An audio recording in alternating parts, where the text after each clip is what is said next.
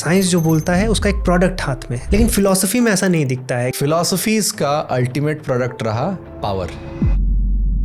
शासन तंत्र को ही बदल के रख देना, प्रधानमंत्रियों को गिराना, सत्ता हासिल करना। पावर की साइकोलॉजी पे कुछ बताइए कि ऐसा क्यों है कि इस पावर चाहिए। जीओटी में टिरियन लैनिस्टर को ये सजेस्ट किया जाता है, a small man can also cast a big shadow, power lies in shadows. आप भले इविल हो अंदर से, बट वर्च्यू आपको शो करना है। तो कार्ल मार्क्स से भी कई कदम आगे निकल गए, जिनका नाम है ग्रैम्सी। ग्रैम्सी ने क्या कहा कि सत्ता कुर्सी में नहीं, कुर्सी वाला जिसका सुनता है उसकी सत्ता होती है। कम्युनिज्म कहीं ऐसा दिखता नहीं है। इनफैक्ट सुब्रमण्यम स्वामी भी एक बार बोल चुके हैं कि कम्युनिज्म तो इतना बड़ा खतरा भी नहीं, बात ही क्यों हो रही है। वॉल स्ट्रीट जर्नल ने 2017 में आर्टिकल लिखा, 100 years of communism, 100 millions dead.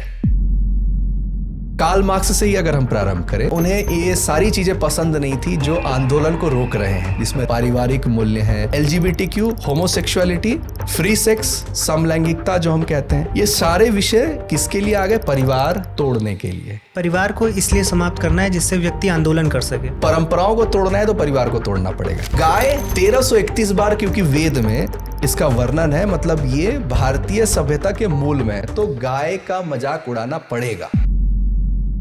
Sapiens book का ऑथर भी अगर हिंदू धर्म के बारे में बात करता है तो कास्ट पे बोल के आगे निकल जाता है। 11 पॉइंट प्लान है Frankfurt school of thought. 11 point plan में कई ऐसे प्लान है। पहला प्लान है रेसिज्म को जिंदा रखना। रेसिज्म को जिंदा रखना। विचारों से एग्जीक्यूशन नहीं होता, आपको एक्शन पॉइंट्स चाहिए। तो इसीलिए कम्युनिस्ट मैनिफेस्टो कम्युनिस्ट नहीं पढ़ते, रूल्स फॉर रेडिकल्स पढ़ते हैं। जापान एक ऐसा एग्जाम्पल है कि जिसने कम्युनिस्ट को जमने नहीं दिया, और एक बुक भी है the sword which saved Japan, मतलब उसने तलवार मार दी थी। पहले कम्युनिस्ट जो स्पीच देना चाहता था, आगे के कम्युनिस्ट कभी आ ही नहीं पाए क्योंकि वहां एक हिंसा हो गई। तो कम्युनिज्म पहले भी ये कहता था कि बच्चे को स्टेट को पालना चाहिए। ये बहुत लोगों को नहीं पता है। तो वो अपने हिसाब की चीज कर पाएंगे, अपने हिसाब की चीज कर पाएंगे, ज़ॉम्बी बना पाएंगे। दैट्स द एसेंस, ज़ॉम्बी चाहिए उन्हें।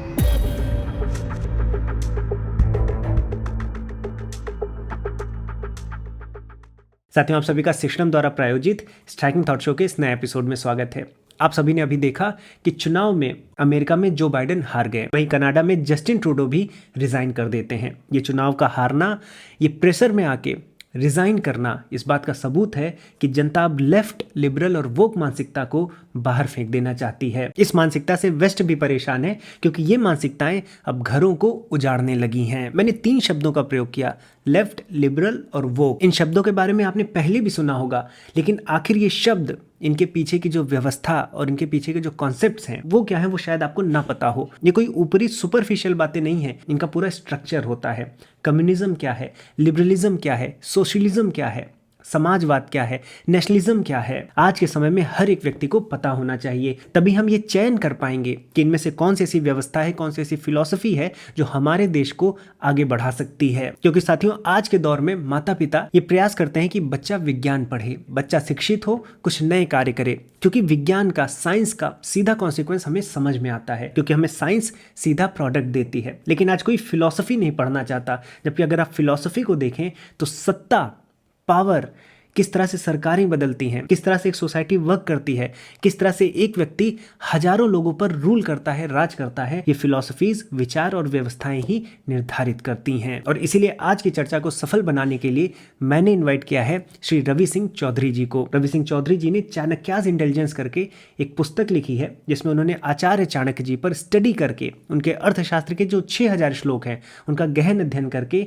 जो राजनीति है, कूटनीति है, उस पर व्याख्यान दिया है। आचार्य चाणक्य को इतनी गहराई से समझने के बाद ये स्वाभाविक है कि उनकी कूटनीति में, जियोपॉलिटिक्स में और ये जो व्यवस्थाएं, ये जो फिलॉसफीज हैं, इनमें उनकी विशेष रुचि है। और उन्होंने समाज कैसे कार्य करता है, सत्ता परिवर्तन कैसे होता है, किस तरह से विचारधाराएं पूरे के पूरे समाज को बदल देती हैं, इस पर गहन अध्ययन किया है। और न केवल राजनीति और कूटनीति, बल्कि जो हमारी भारतीय ज्ञान परंपरा है, किस प्रकार से ऋषि सोचते थे, हमारी साइंटिफिक मेथोडोलॉजी कैसी थी, वैशेषिक दर्शन में, न्याय दर्शन में, और इसके साथ साथ आयुर्वेद वेद में रवि सिंह चौधरी जी की बहुत अच्छी पकड़ है। ये चाणक्याज इंटेलिजेंस और ऋषि इंटेलिजेंस के साथ साथ गौ संहिता और वृक्षायुर्वेद संहिता के भी ऑथर हैं। वृक्षायुर्वेद संहिता को तो चौखंबा प्रकाशन ने छापा है। तो आज के पॉडकास्ट में हम उस थॉट प्रोसेस को समझेंगे जो पूरे वर्ल्ड पर रूल करता है और किस प्रकार से फॉल्ट लाइंस को क्रिएट करके हमारे और आपके जीवन को प्रभावित करता है। तो साथियों, आप सभी हाइपर क्वेश्चन चैनल को सब्सक्राइब कर लें।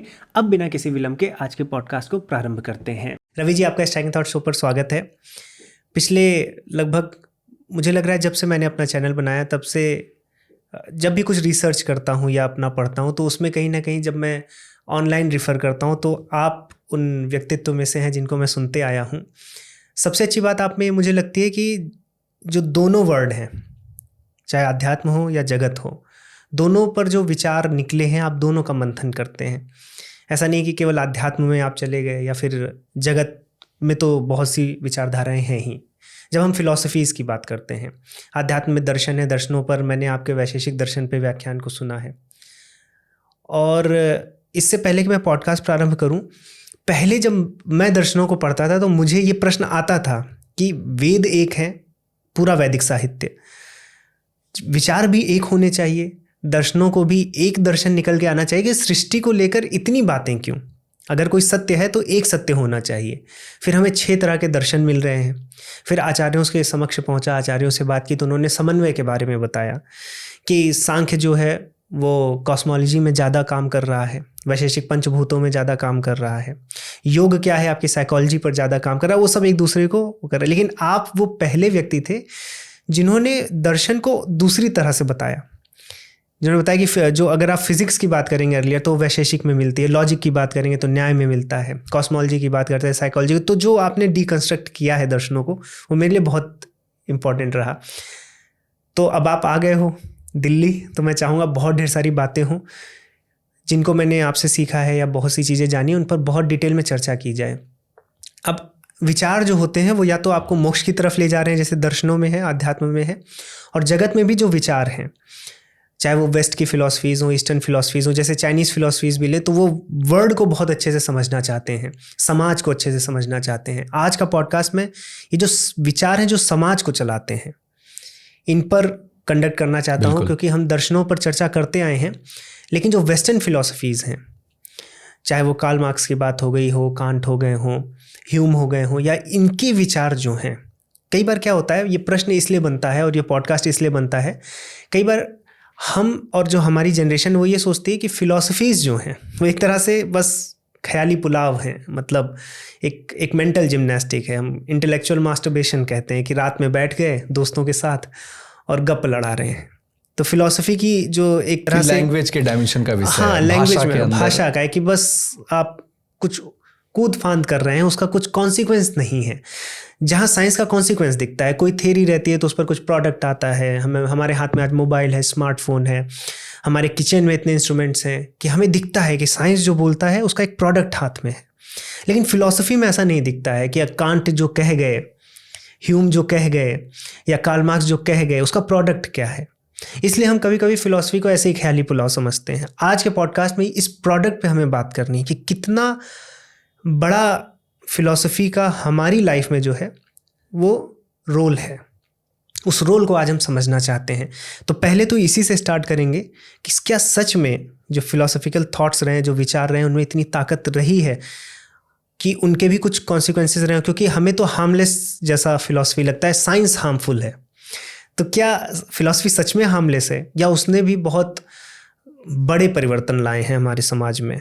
तो ठीक है, तो साइंस की सबसे अच्छी प्रोडक्ट है टेक्नोलॉजी। वो इंजीनियरिंग, अप्लाइड साइंस से होते हुए उसने हमारे जीवन को आसान बनाया, हमें टूल्स दिए, है ना।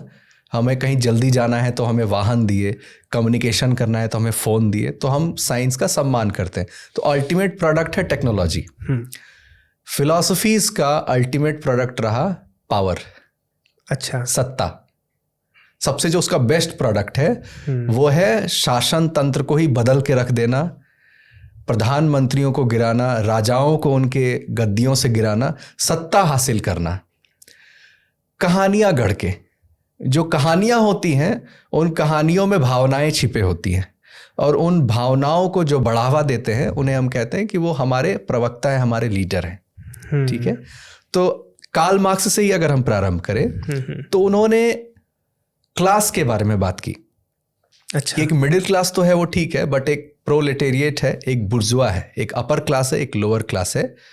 और यहाँ पर समाज में क्लास डिवीजन क्योंकि है तो समस्याओं का कारण यही है, गरीब गरीब रह गए, अमीर अमीर होते जा रहे हैं। तो समाज को देखने का पैमाना उन्होंने आर्थिक परिमाण को माना, इकोनॉमिक्स को माना, पैसे को माना, बाकी डेफिनेशंस को नहीं माना। उन्होंने माना कि पैसे का ही पूरा गेम है, पैसे पे ही सारे समाज बटे हुए हैं, पैसा का इक्वल डिस्ट्रीब्यूशन नहीं है क्योंकि समाज में समानता नहीं है, तो ये प्रॉब्लम का एक कारण है। तो इधर एक क्रोध है, गुस्सा है, वो आंदोलन अगर करेंगे तभी ये रेवोल्यूशन क्रिएट करेगा जो हम कह रहे हैं, और ये व्यवस्था बदलेगी जो शोषण कर रही है गरीबों का। तो गरीब अमीर जब भी ये बात आने लगी कि गरीबी थी इसलिए उसने क्राइम किया, है ना, अच्छा, अमीर है जो शोषण करते हैं, कैपिटलिज्म की जब बात आएगी, तो ये सारे जो विषय हैं, पैसे का जब आधार हम रखेंगे समाज को क्लासेस में बांटने का, वहां पर कार्ल मार्क्स फेमस हो जाते हैं। ठीक है, लेकिन एक समय के बाद क्या हुआ कि लोगों ने आंदोलन नहीं किया, हर बार आंदोलन नहीं किया, एक दो बार किया, बाद में नहीं किया। तो उनको फिर लगा कि जो कॉन्फ्लिक्ट है वो कॉन्फ्लिक्ट अब प्रॉपर खड़ा नहीं हो रहा है जिससे हम सत्ता बदल पाए। लोगों में गुस्सा नहीं आ रहा है। तो कहाँ से पता चला कि गुस्सा नहीं आ रहा है? क्योंकि लोग अपने मूल्यों से बंधे हुए हैं। सामाजिक मूल्य हैं, पारिवारिक मूल्य हैं, रिलीजियस मूल्य हैं। तो religion is opium for masses. ये सिमिलर है कि रोम में जो ग्लैडिएटर होते थे तो वहां कहा जाता था कि ब्रेड और एंटरटेनमेंट जब आप बांटते हैं, परोसते हैं, तो लोग अपने कष्टों को भूल जाते हैं, और कष्ट को भूल जाने के बाद विद्रोह नहीं करते हैं, राजा के खिलाफ कुछ बोलते नहीं है, और राजा अपना शोषण वो करता जाता है, वो गरीब और समाज होता जाता है, लेकिन विद्रोह इसलिए नहीं होता क्योंकि वो और कहीं जगह व्यस्त है। तो कम्युनिज्म फिलॉसफी आई कार्ल मार्क्स की वजह से। जो विषय आया कि ये जो सोसाइटी वो क्लासलेस होनी चाहिए, इवन स्टेटलेस भी हो, कोई रूल भी ना करे। हाँ, मतलब एक वही यूटोपियन जो एक होता है, एक कल्पना कि ऐसी व्यवस्था हो जहां ये डिवीजन ना हो। डिवीजन ही भेद का कारण है और शोषण का कारण है, और उन्हें ये सारी चीजें पसंद नहीं थी जो आंदोलन को रोक रहे हैं, जिसमें रिलीजन है, जिसमें बाकी सारे मूल्य हैं। ठीक है, तो आपने कहा फिलॉसफी ने क्या किया, तो फिलॉसफीज ने समाज की जो अवधारणाएं हैं उसको बदलने का प्रयास किया।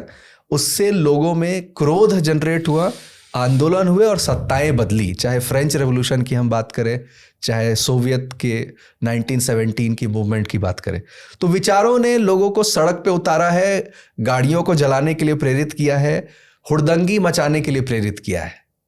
तो ये सिर्फ किताबों तक सीमित नहीं थी, ये इन्होंने एक हिंसक रूप भी लिया है। नहीं, बहुत इंटरेस्टिंग हो जाता है। जैसे कभी आप हैरारी को भी पढ़ें तो ये बताते हैं कि जो भी मानव सभ्यता आगे आई है, और उसमें बहुत मेजर रोल रहा है स्टोरीज़ का, जो आपके बायसेस रहे हैं। क्योंकि हम तो जब कहते हैं कि हमारी कोई थ्योरी है तो हमें प्रोडक्ट दिखता है, तो ये बहुत इंटरेस्टिंग हो जाता है कि जो भी हम सोचते हैं और जो खासकर इन्फ्लुएंस है जिसका, वो जैसा इन्फ्लुएंस दे रहा है अपने विचारों का, उससे समाज में बहुत ज़्यादा परिवर्तन आता है। और वो ये भी ध्यान रख रहे हैं कि मेरा विचार क्यों नहीं फैल रहा है, उसके लिए रेजिस्टेंस कहाँ से पैदा हो रहा है, वो उस रेजिस्टेंस को ही खत्म किया जाए समय के साथ। जहाँ पे वर्ड आ जाता है हेजेमनी, तो कार्ल मार्क्स से भी कई कदम आगे निकल गए, जिनका नाम है ग्रैम्सी, एंटोनियो ग्रैम्सी, जिनकी वजह से आज हम कार्ल मार्क्स को याद कर रहे हैं। अच्छा। क्योंकि समाज को सिर्फ आर्थिक देखना एक रिडक्शनिस्ट अप्रोच है, एक सीमित दायरा है कि सिर्फ पैसे से आप लोगों को बांटें। अच्छा, भारत में अगर बोलेंगे तो हमारी कई आइडेंटिटी है, हम जाति भी देखते हैं, क्षेत्र भी है, भाषा भी है, हमारी तो एक भाषा भी नहीं है। तो हमारी जब कई आइडेंटिटी है तो समाज का सिर्फ पैसे पे आप समाज को एक्सप्लेन नहीं कर सकते, क्लास पे एक्सप्लेन नहीं कर सकते। ठीक है, तो ग्रैम्सी ने क्या कहा, जो हेजेमनी वर्ड को यूज किया, आसान भाषा में यह है कि सत्ता कुर्सी में नहीं, कुर्सी वाला जिसका सुनता है उसकी सत्ता होती है। तो जो मैं रिपीट कर रहा हूं कि विचारों में शक्ति है, तो वो जो विचार प्रभुत्व जिसका होता है समाज पे, जो डोमिनेंट होता है जो विचार, लीडर उसी को हार्नेस करके राइज करता है। जैसा कि अगर बोला जाए बीजेपी को, अगर हम बोला जाए तो उन्होंने राम मंदिर मूवमेंट किया, तो ये बीजेपी नहीं है जिन्होंने हिंदुत्व को पुश किया या हिंदुइज्म को और सनातन को बाद मतलब हम सभी के सामने परोसा। अगर समाज का सपोर्ट नहीं होता, आवाज नहीं होती, तो वो यात्रा नहीं निकलती और वो भीड़ नहीं जुटता। तो इसको हम कहेंगे कि हेजेमनी है। एक समाज सांस्कृतिक मूल्यों को मान रहा है। 500 साल पहले किसी मंदिर के टूटने की बात हुई या मस्जिद की बनने की बात हुई, उसको याद रख रहा है, तो उस याद रखने को और उसका प्रभाव समाज पे होने को हम हेजेमनी कह सकते हैं। और उसको हार्नेस किया बीजेपी तो सत्ता जो है, तो किसी भी प्रकार के लोग हों, सत्ता तभी हासिल होगी जब प्रजा का कंसेंसस होगा। आप जबरदस्ती की सत्ता हासिल कर नहीं सकते, नहीं तो वो वैक्यूम क्रिएट करता है। मतलब सरकार बनेगी 2 साल में गिर जाएगी। अगर आपने प्री मैच्योर एक बिना आइडियोलॉजी के ऐसे ही आप सत्ता में आ जाए तो वो टूट के बिखर सकती है। जो कई मिडिल ईस्ट और कई कंट्रीज में होता है कि विचारधारा ही नहीं पनप पा रही कि किस विचारधारा की सरकार बनेगी, सरिया बनेगी कि लिबरल थॉट पे बनेगी कि डेमोक्रेसी बनेगी, यही आधारित नहीं हो पा रहा है, इसलिए सिविल वॉर में फंसे हुए हैं। तो समाज को आपको साथ लेके चलना पड़ता है। उस समय काल परिस्थिति की जो भी विचार होती है उसको जब आप सपोर्ट करते हैं तो आप राइज करते हैं। तो अगर आपने विचारों को बदल दिया, कैसे बदलेंगे?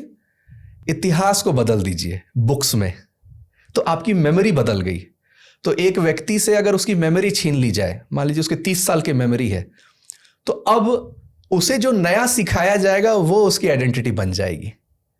तो इतिहास में छेड़छाड़ करने की यही बात है कि आप भूल जाइए कि पहले भी आपने एक समस्या का समाधान किया था, वो समस्या फिर से आ सकती है, तो उसको समाधान आपने कैसे किया था वह भूल जाए। और आपके जो रोल मॉडल्स है वो चेंज हो जाए। आपके जो रॉक स्टार हैं पुराने जमाने के, वो चेंज हो जाए, उनकी कहानियां भूल जाए आप, या वो मिथ में कन्वर्ट उन्हें कर दे कि वो रियल ही नहीं था। तो हेजेमनी को पावर अगर उसे हासिल करनी है तो वो क्या करेगा? क्रिएट करेगा काउंटर हेजेमनी। तो अगर वामपंथ पे हम आए तो डिक्टेटर एक वर्ड आता है। तो अगर शक्ति के ऊपर हम बात करें तो हर जो पिलर है सिविलाइजेशन की, उसमें एक शक्ति है इनहेरेंट। इसमें हेजेमनी क्या है? आप कई बार बोल रहे हैं प्रभुत्व, उसका मतलब हुआ। अच्छा, हेजेमनी सिर्फ सरकार की नहीं होती है। अच्छा, डोमिनेंस। जैसे कि किसी काल में ऐसा हो सकता है कि शंकराचार्य ने कुछ कहा, पूरे समाज ने आंख मूंद करके मान लिया, तो उनका एक प्रभुत्व है, उनकी हेजेमनी। बिजनेस क्लास है, उसके पास पैसा है, उसने कुछ ऐसे मूवमेंट को सपोर्ट किया जिससे पूरा समाज एक्टिव हो गया, तो उन्होंने अपने पावर और इन्फ्लुएंस को यूज किया, तो उनकी एक हेजेमनी है। तो चर्च की भी हम बोल सकते हैं एक हेजेमनी है, पैसे की भी एक हेजेमनी है, और जो पावरफुल पोजीशन पे बैठे हैं उनकी एक हेजेमनी है। ब्यूरोक्रेट्स हो, मीडिया हो या सरकार तंत्र हो, ठीक है। अगर हम सेकुलरिज्म को लाते हैं, इसका मतलब आपने एक हेजेमनी को खत्म किया। अगर व्यक्ति नास्तिक होगा, रिलीजन की हेजेमनी, तो उनके प्रभाव खत्म हो जाएंगे, उनके पुस्तकों का प्रभाव खत्म हो जाएगा, समाप्त हो जाएगा, ठीक है। आपने पैसे को ही बुरा बोलना प्रारंभ किया, कैपिटलिज्म के अगेंस्ट, या कैपिटलिज्म को ही बुरा बोलना प्रारंभ किया, तो उनका प्रभाव समाप्त होने लगेगा। तो बचेगा कौन? सिर्फ सत्ता। तो डिक्टेटर वो होता है, या लेफ्ट का जो मेन पर्पस होता है, ये centralisation of these absolute power kind of, कि और किसी का इन्फ्लुएंस ना हो समाज पे, केवल उनका रहे। अभी जैसे धीरेन्द्र शास्त्री जी के पीछे इतने लोग हैं, मतलब उनका प्रभुत्व है, कुछ लोग मान रहे हैं उनको। तो ऐसा समाज जो सिर्फ एक पार्टिकुलर लीडर को माने और बाकी किसी को ना माने, तो इसका मतलब बाकी की हेजेमनी समाप्त कर दी गई है। ये कैसे होगा? आपके पुस्तकों को बदल के, आपके लाइब्रेरीज को जला के, ठीक है, और आपको आपकी मेमोरी गायब करके, सिविलाइजेशनल मेमोरी। आपको बस ये कहा दिया जाए कुछ तो बात है कि हस्ती नहीं मिटती हमारी, और क्या बात थी वो भुला दिया जाए, ठीक है। तो हेजेमनी और काउंटर हेजेमनी दोनों में पावर आती है। आप अवधारणा को बदल दीजिए समाज की, वहां से उस अवधारणा को सपोर्ट करने वाले लीडर राइज कर जाते हैं। तो ये है हेजेमनी का कॉन्सेप्ट जो ग्रैम्सी ने दिया, और इसको कंट्रोल कैसे करते हैं? मीडिया को कंट्रोल करके। अच्छा, जो डोनाल्ड ट्रंप के साथ हुआ कि पूरी मीडिया ट्रंप के खिलाफ है, मान लीजिए हॉलीवुड के स्टार्स भी ट्रंप के सपोर्ट में नहीं है, इतने होने के बावजूद वो फिर जीत गए, ऐसा भी एक विषय आया। वहां पर जब हम देखते हैं तो देखते हैं कि जो वोक कल्चर है, जो स्कूल्स में बच्चों को बर्बाद किया जा रहा था, कि समलैंगिकता के बारे में पढ़ाया जा रहा है कम एज में, आप फील करो, कैसा करते हो वो आप बताओ, आज मेल फील कर रहे हो कि फीमेल फील कर रहे हो, इमोशंस के रूप में बताओ, बायोलॉजी को हम नहीं मानेंगे।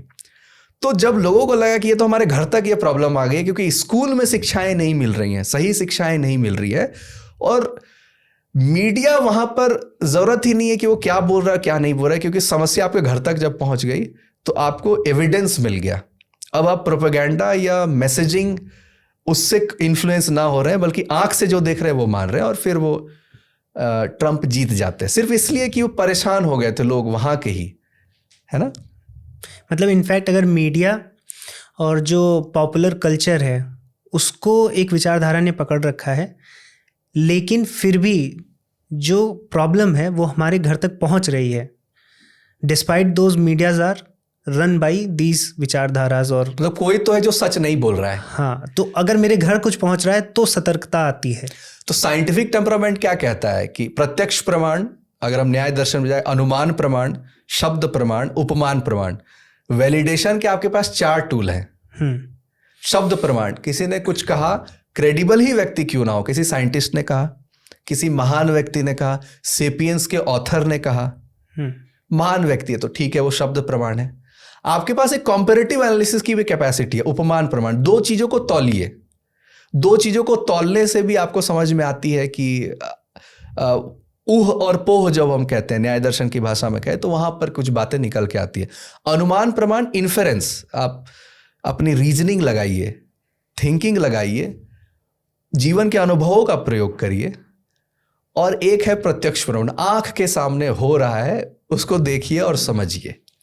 सबसे कारगर, मतलब सबसे कन्विंसिंग क्या होता है? प्रत्यक्ष प्रमाण। अगर भगवान दिख जाते तो डिबेट ही नहीं होता, भगवान पर खत्म हो गया, समाप्त हो गया। तो प्रत्यक्ष प्रमाण। लेकिन प्रोपेगेंडा और नैरेटिव ऐसी चीजें हो गई हैं कि आंख के सामने चीजें होती हैं और हम दरकिनार करने लग जाते हैं। ये होता है इन्फ्लुएंस ऑफ थॉट्स एंड विचार। आप मान के चलिए, जब लोग एक विचार को सब्सक्राइब करते हैं तो बस वही न्यूज़, वही आर्टिकल, वही विचारवान व्यक्तियों को सपोर्ट करने लग जाते हैं, क्योंकि ये उनकी आइडेंटिटी बन चुकी होती है और वो अपने को झूठ बोलने से डरते हैं। वो एक साइड आ गए तो अब 10 साल बाद उन्हें अगर लगा कि उनकी पूरी 10 साल जिसको वो सपोर्ट कर रहे थे वो सही नहीं है, तो ये खुल के वो बोल नहीं पाएंगे, है ना। तो वो साइड पकड़ने लग जाते हैं। तो सत्य और असत्य को भेद ना करके, धर्म और अधर्म को ना भेद करके एक विंग का साइड लेते हैं, जिसको हम लेफ्ट विंग और राइट विंग कह देते हैं।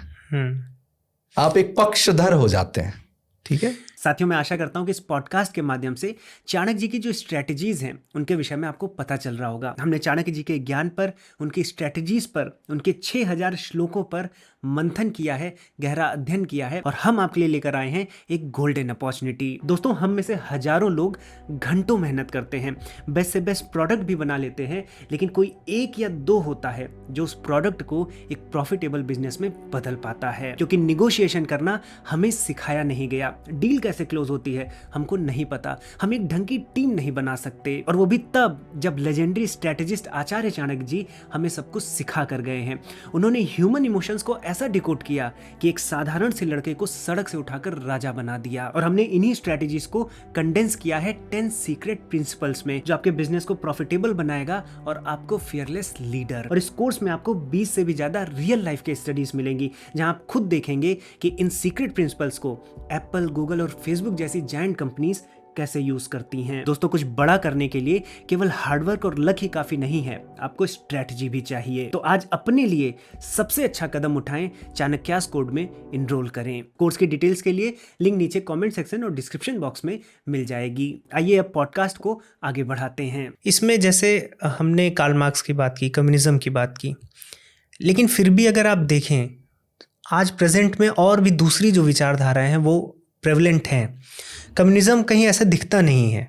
बहुत मुझे लग रहा है जब से सोवियत संघ का विघटन हुआ है, लोग यही मानते हैं कम्युनिज्म का अंत हो गया। इनफैक्ट सुब्रमण्यम स्वामी भी एक बार बोल चुके हैं कि कम्युनिज्म तो इतना बड़ा खतरा भी नहीं, बात ही क्यों हो रही है।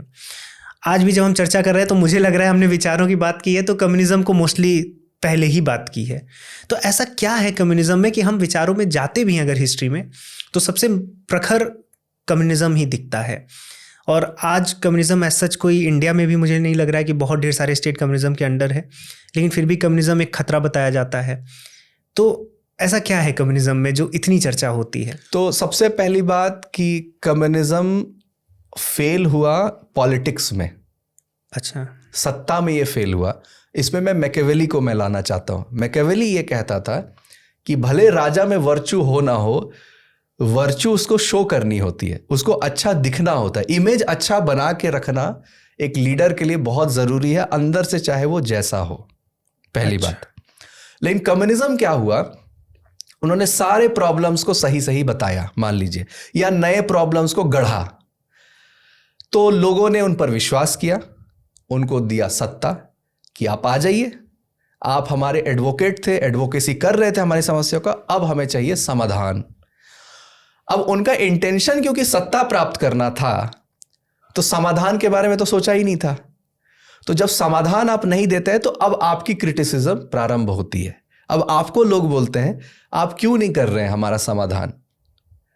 तो वहां पर असली डिक्टेटर का जन्म होता है, जो किसी को बोलने नहीं देता है और मर्डर करना और हत्याएं करना प्रारंभ करता है। तो वॉल स्ट्रीट जर्नल ने 2017 में आर्टिकल लिखा कि 1917 का जो मूवमेंट है रशिया में, 100 साल उनके पूरे हुए, 100 years of communism, 100 millions dead, 10 crore लोगों की हत्याएं हुई टोटल मिला के, मतलब चाइना को जोड़ा जा रहा है। अब पूरे दुनिया के जितने भी कम्युनिस्ट राज्य बने, वहां पर बाय फोर्स उन्होंने पावर को मेंटेन करना चाहा, क्योंकि उनकी जो काउंटर हेजेमनी थी वो नेचुरल नहीं थी, उन्होंने गढ़ा था। मतलब उन्होंने प्रॉब्लम्स दिखाई थी, बनाई थी, लेकिन सॉल्यूशन थे नहीं। सॉल्यूशन थे नहीं, तो लोगों ने डिमांड करना प्रारंभ किया। लोगों ने डिमांड करना प्रारंभ किया तो उनको शांत कराना प्रारंभ किया गया, क्योंकि सत्ता मिल गई, अब वो छोड़ेंगे नहीं सत्ता। ठीक है, तो इसलिए आदर्श है सामने, समाजवाद पढ़िए, ये साम्यवाद पढ़िए, आदर्श बहुत अच्छे अच्छे हैं, लेकिन उनके इंटेंशन में है सत्ता को प्राप्त करना। तो सत्ता प्राप्त, तो ये फेल हो गया तो इन्होंने उस जगह को छोड़ दिया, क्योंकि अकाउंटेबिलिटी चाहिए होती है, प्रजा देख रही होती है, चाहे जैसा भी राजा हो, जैसा भी प्रधानमंत्री हो, एक जनता का आंख जो है वो प्रत्यक्ष देख रहा होता है। और हर समाज में हर तरह के व्यक्ति होते हैं, सही गलत समझने वाले भी होते हैं। तो वो जब समझ जाते हैं तो उन्होंने वो जगह छोड़ दिया तो उन्होंने दूसरे पावर सेंटर्स को कैप्चर कर लिया, जिसको हम कहते हैं एकेडमिया। हिस्ट्री को कौन बदलेगा? अच्छा, एकेडमिक्स के थ्रू, मीडिया, एंटरटेनमेंट। मतलब आप गूगल पे भी अगर सर्च करें कम्युनिज्म और सोशलिज्म के क्रिटिक के बारे में तो आपको नहीं मिलेंगे। वो कहेंगे कि नहीं, उनके वजह से ज्यादा नुकसान नहीं हुआ, ये आरोप है कि उनकी वजह से हत्याएं हुई। मतलब ऐसी बात वो सफेद झूठ भी बोल देते हैं, चाहे वो चैट जीपीटी से आप पूछिए। तो ये मतलब क्लियर है कि इन्होंने, इनका जो पर्पस था कि कंट्रोल करना है दूसरे पॉपुलर मीडियम, क्योंकि उससे हेजेमनी चेंज हो जाएगी। तो मेरा भले लीडर ना हो, कुर्सी में भले मैं ना बैठा है, बट कुर्सी वाला मेरा सुनेगा। जैसे आपने बताया कि कुर्सी पे कौन बैठा है उससे ज्यादा इंपॉर्टेंट वो है जो कुर्सी वाला किसका सुन रहा है, वहां से पावर जनरेट होता है। तो अभी कम्युनिज्म कुर्सी के बाहर है, इसलिए अकाउंटेबल नहीं है और उसे देखने वाला कोई नहीं है। तो ब्यूरोक्रेसी को कंट्रोल करो, जुडिशरी को कंट्रोल करो, मीडिया को कंट्रोल करो, पुस्तकों को कंट्रोल करो, मेमोरी ही समाज की बदल दो, विचारधारा ही बदल दो, उसके मूल्यों को बदल दो, और जो मूल्यों को बार बार याद करवाएगा उसको बोल दो राइट विंग है। जो भी नेशन की बात करेगा, सभ्यता की बात करेगा, बोलेगा तुम पुरानी बातें क्यों करते रहते हो, आगे बढ़ो, साइंस की बात करो, स्कूल बनाओ, मंदिर मस्जिद की बात करते हो। तो हमारी जो आइडेंटिटी है उसको डिनाई कर देना, ताकि वो जो आइडेंटिटी दे रहे हैं उसको आप एक्सेप्ट करो। ऑपरेशर ऑपरेस्ड फ्रेमवर्क, मतलब विक्टिमहुड वाली आइडेंटिटी, कि आपको, आपकी जो जीवन की समस्याओं का कारण है वो, उसका कारण सामने वाला एक ग्रुप है, उसकी वजह से आपकी सारी समस्याएं हैं। और इसको फिर से बताइए। आइडेंटिटीज को, नई आइडेंटिटीज खड़ी करना, पुरानी आइडेंटिटीज मिटा दी गई, बुक्स बदल दिए गए, सभ्यता की मेमोरी मिटा दी गई, क्या हुआ आपके साथ भुला दिया गया। नई आइडेंटिटी ये मिली कि आप पिछड़े इसलिए रह गए क्योंकि आप पर शोषण किया गया। अच्छा, मतलब किसी तरह से वो क्लास में लाना है, क्लास कॉन्फ्लिक्ट जिंदा करना वापस से, जो कम्युनिज्म के मूल में था, कॉन्फ्लिक्ट खड़ा करना। बट वो काफी नहीं था, इसीलिए कल्चरल मार्क्सिज्म आया, जो एंटोनियो ग्रैम्सी के बाद वो पूरा विषय आता है। मतलब पहले ये पैसे के आधार पर क्लास बनाते थे, लेकिन वो उतना चला नहीं, तो जो दूसरे टूल्स हैं, मतलब जो दूसरे आप कह सकते हैं पैरामीटर्स हैं, उनके बेसिस पे क्लास बनाना है। बिल्कुल, मेन वर्सेस वुमेन करना, ठीक है। अच्छा। अपर कास्ट लोअर कास्ट तो चलिए वो कम्युनिज्म से ही मिलता जुलता है, लेकिन LGBT एक को उसको समाज के सामने प्रस्तुत करना, उसको दिखाना कि होमोसेक्सुअलिटी, LGBT ये सामाजिक मूल्यों से अलग है और समाज इनके साथ भेदभाव किया है इतिहास में। तो एक नई विक्टिमहुड खड़ी हो गई। ब्लैक और वाइट को वापस जिंदा कर देना, रेसिज्म को, ठीक है। तो जितनी भी समस्याएं थी, मूल समस्या में थी ये समस्याएं। एनिग्मा मशीन जिसने बनाया, जिसने वर्ल्ड वार में ब्रिटेन की इतनी मदद की, उसे होमोसेक्सुअल होने पे हार्मोन्स दिए गए कि ये एक डिजीज है, ये नॉर्मल नहीं है। मतलब वो राष्ट्र के लिए, देश के लिए इतना काम किया, लेकिन फिर भी उसे सताया गया। तो कई समाजों ने सताया है। फैक्ट्रीज में मजदूरों के साथ शोषण हुआ जब इंडस्ट्रियल रेवोल्यूशन हुआ, ठीक है। फेमिनिज्म के मूल में भी जाएंगे तो कई समस्याएं हुई। तो उन्होंने अपने समाज में, वेस्ट ने अपने समाज में समस्याओं को देखा, उससे क्रोध को जन्मते देखा, उससे एक नैरेटिव को खड़ा होते देखा, उससे सत्ताओं को बदलते देखा। तो उनको एक पूरा प्रोडक्ट लगा। इस प्रोडक्ट की पैकेजिंग करते हैं और वापस से दूसरे देश में एक्सपोर्ट करते हैं, ठीक है। तो लेफ्ट और राइट भारत का विषय भी नहीं होना चाहिए। लेफ्ट और राइट में आप कैसे कैटेगरी में बांट सकते हैं, है ना। तो ये जो विक्टिमाइजेशन है और विक्टिमाइजेशन को वेपन की तरह यूज करके कहानियां गढ़ना, ये प्रॉब्लमेटिक है। समस्याओं का समाधान होना चाहिए, लेकिन समस्याओं का समाधान हो जाएगा तो फिर क्रोध समाप्त हो जाएगा और फिर भीड़ नहीं आएगी तो सत्ता परिवर्तन नहीं होगा। जैसे एंटरप्रेन्योरशिप में या बिजनेस में एक होता है कि आप अगर कोर में जाएंगे तो बेसिकली आप इमोशंस को टैप कर रहे हैं। प्रोडक्ट कुछ भी हो, इमोशंस को ही टैप किया जा रहा है। चाहे आप फियर पे बना लो, स्टोरी आपकी प्रोडक्ट होती है। हाँ, तो फियर पे या फिर लस्ट पे या फिर लव पे, हैप्पीनेस पे, सैडनेस पे। तो यहाँ पे क्या हो रहा है, एंगर को चैनलाइज किया जा रहा है सत्ता पाने के लिए। इवन इक्वेलिटी वर्ड अगर मैं लाऊं, ये एक वर्च्यू है, एक आदर्श है, समान होना चाहिए सब, आदर्श है ये किसके पीछे इसको सपोर्ट मिलता है, उसके जो मूल में है वो है एनवी, ईर्ष्या जो हम कहते हैं। एक व्यक्ति पीछे रह गया और एक व्यक्ति आगे रह गया। तो 3 इडियट्स में भी आता है कि हम फेल हो जाए तो उतना दुख नहीं होता जितना ज्यादा दुख होता है अगर दोस्त टॉप कर जाए। सब हंसते हैं, वो क्राउड जब मूवी देखता है तो क्राउड ने हंसा, रिएक्ट किया, इसका मतलब समहाउ वो उस चीज को सब्सक्राइब करते हैं। तो हम अपनी गरीबी से उतने परेशान नहीं होते जितना सामने वाले की समृद्धि से हो जाते हैं। ये एक मूल भावना व्यक्ति में होती है। दर्शन शास्त्र से आए तो काम, क्रोध, लोभ, मद, हर्ष ये व्यक्ति में है। अब ये क्योंकि व्यक्ति में है तो एक कमजोरी है।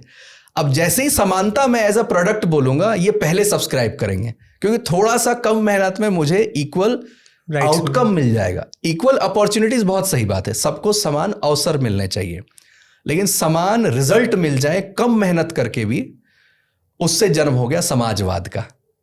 जो सरकारी फैक्ट्रियां बनी, तो आप देखिए समानता को लोगों ने क्यों सब्सक्राइब किया, क्योंकि फायदा है लोगों को। थोड़ी कम मेरिट में, थोड़े कम मेहनत से उन्हें लगा कि आउटकम हमें बराबर मिल जाएगा, सिर्फ इस बात में क्योंकि एक बार मौका मिला है थोड़ा और आगे बढ़ने का। तो उन्होंने क्रोध को जैसे यूज किया प्रोटेस्ट के लिए, ईर्ष्या को यूज किया ये समानता को बेचने के लिए, और जिम्मेदारियों से भागने को प्रयोग किया स्वतंत्रता के लिए। अपने रिस्पॉन्सिबिलिटीज से भागना, ड्यूटीज से भागना, वहां पर उन्होंने स्वतंत्रता को यूज किया। तो सारे आदर्श हैं लिबरल थॉट में इंडिविजुअलिज्म है, स्वतंत्रता है। सोशलिज्म में कह रहे हैं कि समाज को समान करे, इस पे हम बात कर रहे हैं। और कम्युनिज्म में है कि क्लास कॉन्फ्लिक्ट को हम खत्म करना चाहते हैं, समाज में भेदभाव हम समाप्त करना चाहते हैं। इसलिए एक बार आंदोलन तो करना पड़ेगा इस हेजेमनी जिसकी प्रभुत्व है उसको समाप्त करने के लिए। तो रवि जी, अभी जितनी चर्चा हुई है, हम विचारों से शुरू किए थे और लगभग ये मान के चलिए कि 3-4 विचारधाराएं हमारे सामने आ गई हैं। कभी कभी क्या होता है, विचारधाराओं का नाम सुनते ही थोड़ा सा कॉम्प्लेक्स लगने लगता है कि ये सोशलिज्म क्या है, समाजवाद, कम्युनिज्म की बात हमने की। बहुत अच्छे से आपने कम्युनिज्म को समझाया है कि प्रश्न कई बार उठते हैं कि कम्युनिज्म इतना क्या खतरा है, वो भी तो इक्वालिटी की ही बात कर रहे हैं, स्टेटलेस और क्लासलेस सोसाइटी की बात कर वो रहे तो हैं। समानता की ही बात कर रहे हैं। और फिर आपने बताया कि किस तरह से 10 करोड़ के करीब हत्याएं हुई हैं और उसके बाद उन्होंने गवर्नेंस को छोड़ ही दिया। मतलब हिटलर को याद रखा गया हत्याओं के लिए, हाँ, इनको भुला दिया गया। इससे ये प्रूफ होता है कि मीडिया कैसे ये कंट्रोल करते हैं। तो इन्होंने जो पावर रीजन्स थे उसको शिफ्ट किया है, गवर्नेंस को छोड़कर। गवर्नेंस मतलब इनका एक ही हो गया कि तंत्र हमारा है, सरकारें आती जाती रहेंगी, हम डिसाइड करेंगे सरकार में कौन बैठेगा। सरकार उनकी है, तंत्र हमारा है, सिस्टम हमारा है। तो कम्युनिज्म इस तरह से चल रहा है। कम्युनिज्म की बात हुई, साथ में आपने समाजवाद की बात की। मैं यूपी से आता हूँ, आप बिहार झारखंड से आते हैं। झारखंड से, जो पहले बिहारी था। दोनों जगह समाजवाद रहा है और काफ़ी अच्छा इन्फ्लुएंस रहा है। जब भी समाजवादी पार्टी आती है तो समाजवाद आता है। तो समाजवाद पर थोड़ा मुझे बताएं कि उनकी क्या स्ट्रैटेजी रहती है सत्ता के लिए। तो लालू प्रसाद यादव ने एक मतलब ऑन रिकॉर्ड ये कहा था, हमें सम्मान चाहिए, विकास नहीं चाहिए। अच्छा, ठीक है। वो ये भी बोल सकते थे सम्मान भी चाहिए और विकास भी चाहिए, लेकिन उन्होंने ये चुना कि सम्मान चाहिए, विकास नहीं चाहिए। ठीक है। तो 20 वर्षों का अगर हम शासन पे बात करें तो समाजवाद कहता ये है कि हम समाज में समानता ला रहे हैं। कैसे? तो मीन्स ऑफ प्रोडक्शन, डिस्ट्रीब्यूशन, ये सब कंट्रोल कर रहे हैं। सरकारी बैंक है, फैक्ट्रीज सरकारी है, नौकरी सरकारी है ना। और वो कह रहे हैं कि हम समाज को रिप्रेजेंट कर रहे हैं, लेकिन समाज की भावना को लेकर के अंत में पॉलिट ब्यूरो के हाथ में, कुछ लोगों के हाथ में ही सत्ता आ जाती है। तो समाज का एक्चुअल रिप्रेजेंटेशन नहीं है समाजवाद, इन थ्योरी है। तो सोशलिज्म ने क्या दिया, हम मजदूरों की बात करते रह गए, ठीक है, और बिहार मजदूर का सप्लायर बन गया। एक सार्कास्टिक मैनर में ना करके एक कटाक्ष हम बोल सकते हैं कि जो बिहार समृद्धि से प्रारंभ किया था जिसने, ठीक है, कि बरौनी में फैक्ट्री लग रहा है, सिंदरी में कारखाना लग रहा है, कोऑपरेटिव सोसाइटीज हैं, शुगर मिल हैं, पूरे बिहार में इंडस्ट्रियलाइजेशन सबसे पहले फेज में बिहार में आया। अच्छा, ठीक है। और पावर सेंटर के रूप में बिहार और यूपी को ही माना गया सबसे पहले, कि बिहार और यूपी से ही प्रधानमंत्री डिसाइड होंगे। मतलब वो जिधर सपोर्ट करेंगे, दिल्ली का जो रास्ता है वो यहाँ से ही होके जाता है। तो जियो पॉलिटिक्स में अगर मैं बोलूं तो जियो पॉलिटिक्स की सबसे बुरी नजर इन्हीं 2 राज्यों पर पड़ी कोलैप्स करने के लिए। मतलब ये भारत के लोग नहीं थे इसमें, बिहार को बर्बाद करने में बाहरी सत्प्रयोग भी आए, क्योंकि इंडस्ट्रियलाइजेशन चाहता नहीं था, क्योंकि ये एक्चुअल प्रोग्रेस है। इंडस्ट्री का आना, नौकरियां आना, एंटरप्रेन्योरशिप का आना, उद्यमिता का आना, समृद्धि का आना, ये रियल प्रोग्रेस है। और टाटा को सिंगूर में प्लांट ना लगाने देना और फिर गुजरात टाटा को अपने कार का फैक्ट्री ले जाना, ये समृद्धि को दूर ले जाना, यही है एक्चुअल रियलिटी। तो ये क्या कर रहे हैं कि ये कह रहे हैं, एडवोकेट कर रहे हैं कि हम समाज में समानता लाएंगे, लेकिन समृद्धि को रोक देते हैं, क्योंकि प्रॉब्लम को परपिचुएट करना चाहते हैं। ये समस्याएं रहनी चाहिए। समाज पिछड़ा रहेगा तभी जातिवाद ज्यादा रहेगी। और एक्चुअल जातिवाद आप बिहार में देखेंगे तो हम भारत में ऐसे कहते हैं कि हर छोटी जाति भी अपने से छोटी जाति ढूंढ लेती है, बट ये अपने काम का नहीं है कम्युनिज्म के लिए या नैरेटिव बिल्डिंग के लिए, क्योंकि 2 हमें चाहिए। लड़ाना होता है तो 2 को लड़ाना होता है। तो ब्राह्मण और दलित बनाना ये अपने काम की चीज है। लेकिन बहुत सारी जातियों में भी क्षेत्रवाद है, गोत्र के रूप में भी भेद है। ये जितने भी पिछड़े क्षेत्र होंगे वहां आपको दिखेगा। तो बिहार की मूल समस्या में भेदभाव रहा, हेजेमनी थी, प्रभुत्व था। इसलिए ऐसा नेता जिसने बोला कि हम डेवलपमेंट नहीं करेंगे, फिर भी वो राइज कर गया, क्योंकि समाज की वो डिमांड थी। समाज चाहता था कि जातिवाद और भेदभाव मिटे, कम हो, लेकिन वो ये भी चाहता था कि समृद्धि हो। लेकिन उसे समृद्धि, तो समाजवाद ने समृद्धि को रोक दिया। और नीतीश कुमार का बहुत लोगों ने मजाक उड़ाया। तो नीतीश कुमार कैसे राइज कर गए? क्योंकि जो अपराध है और जो असुरक्षा की भावना महिलाओं में रही कि 7 बजे के बाद निकल ना पाए, वो जो डर का माहौल था, अपराध एक बिजनेस बन गया था, उसको शांत किया अगली लीडरशिप ने। तो बिना प्रोग्रेस के कई सालों तक वो भी राइज करके रह गए, क्योंकि उन्होंने एक समाज की एक मूल्य, एक प्रॉब्लम को उन्होंने सॉल्व किया। तो समाज ने उनको स्वीकारा, बार बार स्वीकारा, क्योंकि वो इतने त्रस्त हो चुके थे अपराध से। इनफैक्ट मैं भी, मेरी मौसी रहती हैं तो मैं भी कभी गया हूँ तो पहले बताया जाता है। इनफैक्ट मेरे जो कजिन्स हैं बहुत दिन तक वो स्कूल ही नहीं गए। जैसे हमारी स्कूलिंग 4 साल 3 साल। मेरा फ्रेंड बोकारो में ही रहता था, उसके पिताजी का पर मंथ 1 लाख से ज्यादा इनकम था, लेकिन बचपन से उसे दूर भेजा गया था कि उसका अपहरण हो जाएगा और उससे फिर फिरौती मांगी जाएगी। मैं जो बता रहा हूँ उसमें केस ऐसा है कि आप स्कूल नहीं इसलिए प्रारंभ कर पा रहे हो क्योंकि डर का माहौल है, और 7-8 साल लग गए आपको पहली कक्षा में जाने में या फिर केजी में जाने में। और जब मैं गया अभी, मतलब मैं IIT पटना से मेरा बीटेक है, तो वहाँ उसके पहले भी मैं वहाँ जा चुका था सुपर 30 के लिए। तो वहाँ भी ये नैरेटिव था कि आज से 10 साल 15 साल पहले आप शाम को 7 बजे के बाद निकल नहीं सकते थे। तो नीतीश जी ने उसको सॉल्व करने के लिए आए। लेकिन आप ये कहना चाह रहे हो कि किसी भी मॉडल में विकास को नहीं आगे लाया गया। बिल्कुल। तो ये समाजवाद में विकास है नहीं क्या? क्योंकि इसके मूल में उद्यमिता नहीं है, एंटरप्रेन्योरशिप नहीं है। मैं आपको बोलूं, समाज के प्रॉब्लम को आप सॉल्व करना चाहते हैं तो आपने प्रॉमिस क्या कर दिया? फ्रीबीज, बिजली बिल माफ होगी, झारखंड में से मैया योजना है, जैसे आप छोटा सा एक होता है ना टॉफी आपने दे दिया और थोड़ा सा गुस्सा को शांत कर दिया, लेकिन इंडस्ट्री को पनपने नहीं देंगे। कहेंगे जल जंगल जमीन, या ये कहेंगे कि देखो ये आएगा तो पूंजीवाद आएगा और पूंजीवाद से शोषण हो जाएगा, समाज में बंटवारा हो जाएगा। मतलब गरीब गरीब हो जाएंगे, अमीर अमीर हो जाएंगे। ये डर के माध्यम से इंडस्ट्री को ही नहीं आने दो, क्योंकि इन थ्योरी पूंजीवाद डिस्क्रिमिनेटरी है, शोषण करता है, इसलिए उसे आना ही मत दो। तो पूंजीवाद में है समृद्धि बराबर नहीं है, उसका एक प्रॉब्लम है। बट समाजवाद में गरीबी बराबर बढ़ जाती है और लोग ठीक रहते हैं। अच्छा। क्योंकि ईर्ष्या अब नहीं आएगी, क्योंकि सब एक जैसे गरीब हैं, तो समाज भी हंसी खुशी रह लेती है। बट समृद्धि उनको डिनाई किया गया, वो पिछड़े रह गए।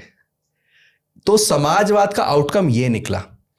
Means of production, means of distribution, ये मेरिट पर आप छोड़िए, सप्लाई डिमांड पे छोड़िए किसी के, और इसको प्रमोट आप इंसेंटिव से करते हैं। जो ज्यादा मेहनत करता है उसको ज्यादा आपको पे करना पड़ता है। समाजवाद का एक दूसरा उदाहरण ये है, सबको समान सैलरी देना।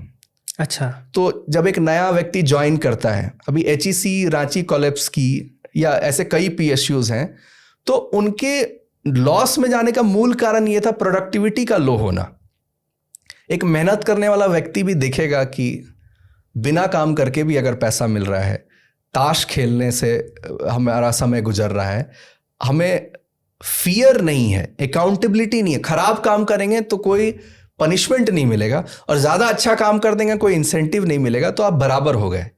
बराबर हो गए तो उद्यमिता खत्म हो गई आपके अंदर, इनोवेशन करने की, एफर्ट लगाने की, और वो समय के साथ आप पिछड़ जाओगे। कॉम्पिटिटिवनेस अगर आपके अंदर नहीं है, समय के साथ बदलने की आप में क्षमता नहीं है, तो आपको वो समय बाहर कर देगा अपने समय से, है ना। तो समाजवाद ने एफिशिएंसी को खत्म किया, समाप्त किया। वही सोवियत में हुआ, वही मॉडल था ना। इंडस्ट्री जो सरकारी कंपनीज इंडस्ट्री है, तो उसको आपने कंट्रोल करना चाहा।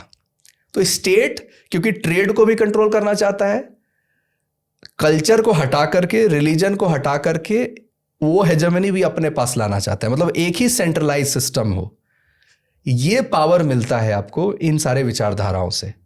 तो समाजवाद ने मिजरी फैलाई, इसलिए चाइना ने हाइब्रिड मॉडल अपना लिया बाद में। अच्छा। कल्चरल रूप में वो ठीक है, कम्युनिज्म को उसने एम्ब्रेस किया, बट फैक्टर्स ऑफ प्रोडक्शन में land, labour capital, means of production, means of distribution, उसने अमेरिकन मॉडल कैपिटलिज्म को अपनाया। इसीलिए वो इतना आगे, इसीलिए वो राइज कर गया। और रूस जो है वो थोड़ा डिक्लाइन कर गया। कुछ लोग है गलतियों से सीख जाते हैं, उन्होंने सीखा। तो इसमें जैसे अभी हमने कम्युनिज्म को जाना, तो उसमें हमने जाना कि किस तरह से वो एक काउंटर हेजमनी क्रिएट करके सत्ता में आना चाहते हैं, बट उनके पास सॉल्यूशंस नहीं होते हैं। तो फिर उनको फिर गलत रास्ते, उनकी नीयत में सॉल्यूशन नहीं है, इसलिए वो अगर वो सॉल्यूशन देते तो वो बुरे नहीं होते। हम ये कहते हैं कि आप कंस्ट्रक्टिव क्रिटिसिज्म करके एक सॉल्यूशन लेके आ रहे हैं, इसलिए हम आपका स्वागत करते हैं, और समाज उनको सर पर बैठाता लंबे समय तक। लेकिन लंबे समय तक सॉल्यूशंस नहीं मिले, इसलिए उनका डाउनफॉल हो गया। यस, समाज ने देखा कि इन्होंने प्रॉब्लम के बारे में बताया या एक काल्पनिक प्रॉब्लम के बारे में बताया, लेकिन इन्होंने कोई समाधान नहीं दिया, समृद्धि नहीं आई इनके वजह से। और जब हम समाजवाद में जाते हैं तो वहां पे प्रॉब्लम ये आई कि वहां पर मीडियोक्रेसी को बहुत प्रमोशन मिल गया, मेरिटोक्रेसी नीचे हो गया। हाँ, मतलब जो मेहनत करने वाला है उसके लिए कुछ इंसेंटिव्स नहीं है। तो ये दो चीज समाजवाद और साम्यवाद कम्युनिज्म में हमें समझ में आता है। कम्युनिज्म में दोबारा से आएंगे क्योंकि वो कुछ कनिंग लग रहा है, उस पर मैं बात करना चाहूँगा। काउंटर हेजेमनी क्रिएट करना है। आपने बताया कि पहले ये पैसों पर होता था कि किसी भी सोसाइटी में अगर पैसों को लेकर भेदभाव है तो वहाँ पर जो विक्टिम है उसकी तरफ से आंदोलन कराना है, उसकी तरफ से एक लीडर पैदा करना है जो आगे चलकर सत्ता पा सके। हो सकता है कि पहले बहुत पॉजिटिव अप्रोच रहा हो, बहुत पॉजिटिव एटीट्यूड भी रहा हो कि हाँ हमें समानता लानी है। बाद में मतलब ये एक मीन्स ऑफ, आप ये कह सकते हैं कि सत्ता पाने का एक हथियार बन गया। उसको बाद में आपने किन के बारे में बताया? कार्ल मार्क्स के बाद ग्राम्सी, यस। हाँ, फिर उन्होंने कहा कि पैसा ही नहीं बल्कि हर दूसरी चीज। तो कार्ल मार्क्स का थ्योरी अधूरा है। अच्छा। और इसमें आदर्श क्या था? उन्होंने ये कहा कि थेसिस को एंटीथेसिस से टकराना होता है, तभी सिंथेसिस होती है। अच्छा। एक समाज की जो अवधारणा है उसको रेडिकल थॉट से उसका सामना जब होगा, वो आपस में जब टकराएंगे तब समाज प्रोग्रेस करेगा। ये उन्होंने बेचा, इस थ्योरी को बेचा इन्होंने रिवोल्यूशन खड़ा करने के लिए। उसके बाद उनका मेन गोल ये उनकी, क्योंकि थ्योरी अधूरी थी, पैसे के आधार पर समाज ने हर बार आंदोलन नहीं किया। गरीबी और अमीरी के आधार पर गुस्सा लोगों को उतना क्रिएट नहीं हो पाया क्योंकि वो अपने मूल्यों से बंधे हुए थे। उनकी रिलीजन थी, उनके समाज थे, उनके परिवार थे, है ना। तो वो उन रिस्पॉन्सिबिलिटीज और ड्यूटीज से क्योंकि बंधे हुए हैं तो वो हुड़दंगी नहीं करेंगे, वो कुर्बान नहीं होंगे, है ना। वो बदमाशियां नहीं करेंगे क्योंकि वो सभ्य समाज से आते हैं। तो पहले उनके रूट से उनको काटना पड़ेगा। तो ये सारे रेजिस्टेंस कर रहे हैं, ये आंदोलन होने नहीं दे रहे हैं। ओपियम फॉर मासेस है रिलीजन, ठीक है। तो काउंटर हेजेमनी कैसे क्रिएट होगी? ये सारे जो शॉक एब्जॉर्बर्स है इसकी अवधारणा को बदल के। तो सभ्यता के पिलर होते हैं, अच्छा, परिवार, ठीक है, संस्कृति, इंग्लिश में कल्चर बोल सकते हैं, उतना सिमिलर नहीं है लेकिन ठीक है, चलिए वेस्ट के परिप्रेक्ष्य में कल्चर बोल दिया हमने। नेशनलिज्म, सिविलाइजेशनल मेमोरी, अच्छा, भारत के परिप्रेक्ष्य में मंदिर, गुरुकुल, गुरु, संप्रदाय, सभी आ गए, ठीक है। अच्छा, ये हमारे सभ्यता के पिलर्स हैं, ठीक है। ये समाज में जब भी समस्याएं आएंगी, अकाल आएगा, तो कभी आध्यात्म समाज को संभाल लेगा, कभी संस्कृति उसको संभाल लेगी, कभी जॉइंट फैमिली संभाल लेगी। भारत में जॉइंट फैमिली इसलिए रही क्योंकि जितने बड़े परिवार होते हैं वो बुरे वक्त में सर्वाइवल उनकी कैपेसिटी ज्यादा होती है, और जितने न्यूक्लियर फैमिली होते हैं वो क्राइसिस के समय सबसे पहले बिखरते हैं, कोलैप्स करते हैं, ठीक है। आपका वकील आपको हॉस्पिटल नहीं ले जाएगा, आपके परिवार के सदस्य चाहिए। तो इनको लगा कि ये जो मूल्य हैं, ये जो पिलर्स हैं, इन सबको ध्वस्त करना पड़ेगा। तो सारी ideologies, hegemony, counter hegemony create करने की जो ग्राम्सी कहता है, उसी से आज की सारी थ्योरीज निकली हैं। आप मान के चलिए, जिसमें फ्रैंकफर्ट स्कूल ऑफ थॉट कह ले, कोई भी विषय हम कह ले, LGBTQ, होमोसेक्सुअलिटी, फ्री सेक्स, समलैंगिकता जो हम कहते हैं, ये सारे विषय किसके लिए आ गए? परिवार तोड़ने के लिए। परिवार को एक सेक्रेट इंस्टीट्यूशन ना रहे, उसको समाप्त करने के लिए ये विषय हैं। परिवार को इसलिए समाप्त करना है जिससे व्यक्ति आंदोलन कर सके, मतलब परिवार रहेगा तो आंदोलन में आएगा। परिवार कैरियर होता है ट्रेडिशंस का, क्योंकि आपने किताबों को बदल दिया, इतिहास के किताबों को बदल दिया, एकेडमिया कंट्रोल कर लिया, लेकिन उसके माता पिता ने वो बात बताई जो उसके दादा ने उसको बताई थी। अच्छा, तो परंपराएं रह गई क्योंकि परिवार रह गया। तो परंपराओं को तोड़ना है तो परिवार को तोड़ना पड़ेगा। अच्छा, ये 11 पॉइंट प्लान में सबसे आखिरी प्लान यही है, फ्रैंकफर्ट स्कूल ऑफ थॉट में अगर हम कहें। ये क्या है? एक्चुअली ये कल्चरल मार्क्सिज्म के जो पूरे प्लान है कि उन्हें क्या करना है कॉन्फ्लिक्ट खड़ा करना के लिए, कल्चरल मार्क्सिज्म ये का एक फुल प्रूफ प्लान अगर जो हम बोले वो फ्रैंकफर्ट स्कूल ऑफ थॉट हम उसको उस नाम से जानते मतलब हैं। जो मूल मार्क्सिज्म था जो पैसों पर था वो बाद में कल्चरल मार्क्सिज्म वो आया, म्यूटेट कर गया क्योंकि वो इररिलेवेंट हो गया, पैसों वाला। समाज ने रिस्पॉन्ड आगे जाके नहीं किया और ये बदनाम भी हो गया 1960 तक में, क्योंकि इन्होंने इतनी हत्याएं कर दी। अब इन्हें अपना नाम बदलना जरूरी लगा। अच्छा, तो इन्होंने कल्चरल मार्क्सिज्म नाम रख लिया। कल्चरल मार्क्सिज्म वो बन गया, पोस्ट मॉडर्निज्म बन गया वो। अच्छा। ये जो शब्द है, ये सारे शब्द, वोक आ गया अभी जो नया शब्द है, लेकिन पर्पस वही रहा कि कॉन्फ्लिक्ट्स खड़ा करना और इस सिविलाइजेशनल पिलर्स को गायब करना। जैसे भारत में अगर हम बात करें, गाय सभ्यता का पार्ट है। अच्छा, 1331 बार क्योंकि वेद में इसका वर्णन है, मतलब ये भारतीय सभ्यता के मूल में है, तो गाय का मजाक उड़ाना पड़ेगा। आप समझे? तो कल्चर रिग्रेसिव होता है, आपको पिछड़ापन की वो निशानी है। थोड़ा प्रोग्रेसिव बनो, मॉडर्न बनो, क्या पुरानी बातों पे पड़े हुए हो। 5 लाख संस्कृत शब्दों में जाति और क्षति शब्द ही बार बार उसी पे रिसर्च पेपर और उसी पे बात ज्यादा करना, 10 बातों में 8 बातें अगर सही भी हैं उन बातों की ज्यादा व्याख्या ना करना। सेपियंस बुक का ऑथर भी अगर हिंदू धर्म के बारे में बात करता है तो कास्ट पे बोल के आगे निकल जाता है। ये एक पावरफुल ऑथर जो है इन्फ्लुएंस कैसे समाज में पैदा करता है कि पूरे दुनिया में हिंदुइज्म की पूरी इमेज कास्ट के ही आधार पर है। ठीक है, तो हम तो उसे एक भेदभाव को एक कुरीति के रूप में मानते हैं, बट वो हमारी आइडेंटिटी नहीं है, ये भी हम समझते हैं। हमारी आइडेंटिटी कई अलग अलग स्तर पे है, उसमें अध्यात्म मूल है, योग, हम कई लेवल पे बात कर सकते हैं, लेकिन वो उनके काम का नहीं है। कॉन्फ्लिक्ट क्रिएट करने के लिए ये एक फॉल्ट लाइन है, उस फॉल्ट लाइन को बड़ा करना है और उसको वेपनाइज करना है।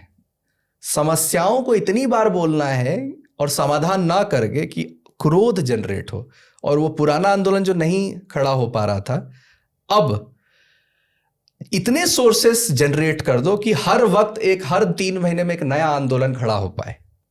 नया आंदोलन मतलब नया leader. Us versus them, yes, us versus them अगर क्रिएट होगा तो नए लीडर का जन्म होगा, क्योंकि हिस्ट्री ने भी यही कहा, जब भी युद्ध होते हैं नए लीडर का जन्म होता है, जब भी आंदोलन होते हैं एक नए लीडर का सृजन होता है, और पुराने लीडर की हेजेमनी जाती है। ठीक है, तो इस्टेब्लिश होना, अपने आप को इस्टेब्लिश करने का एक शॉर्टकट प्रोसेस है।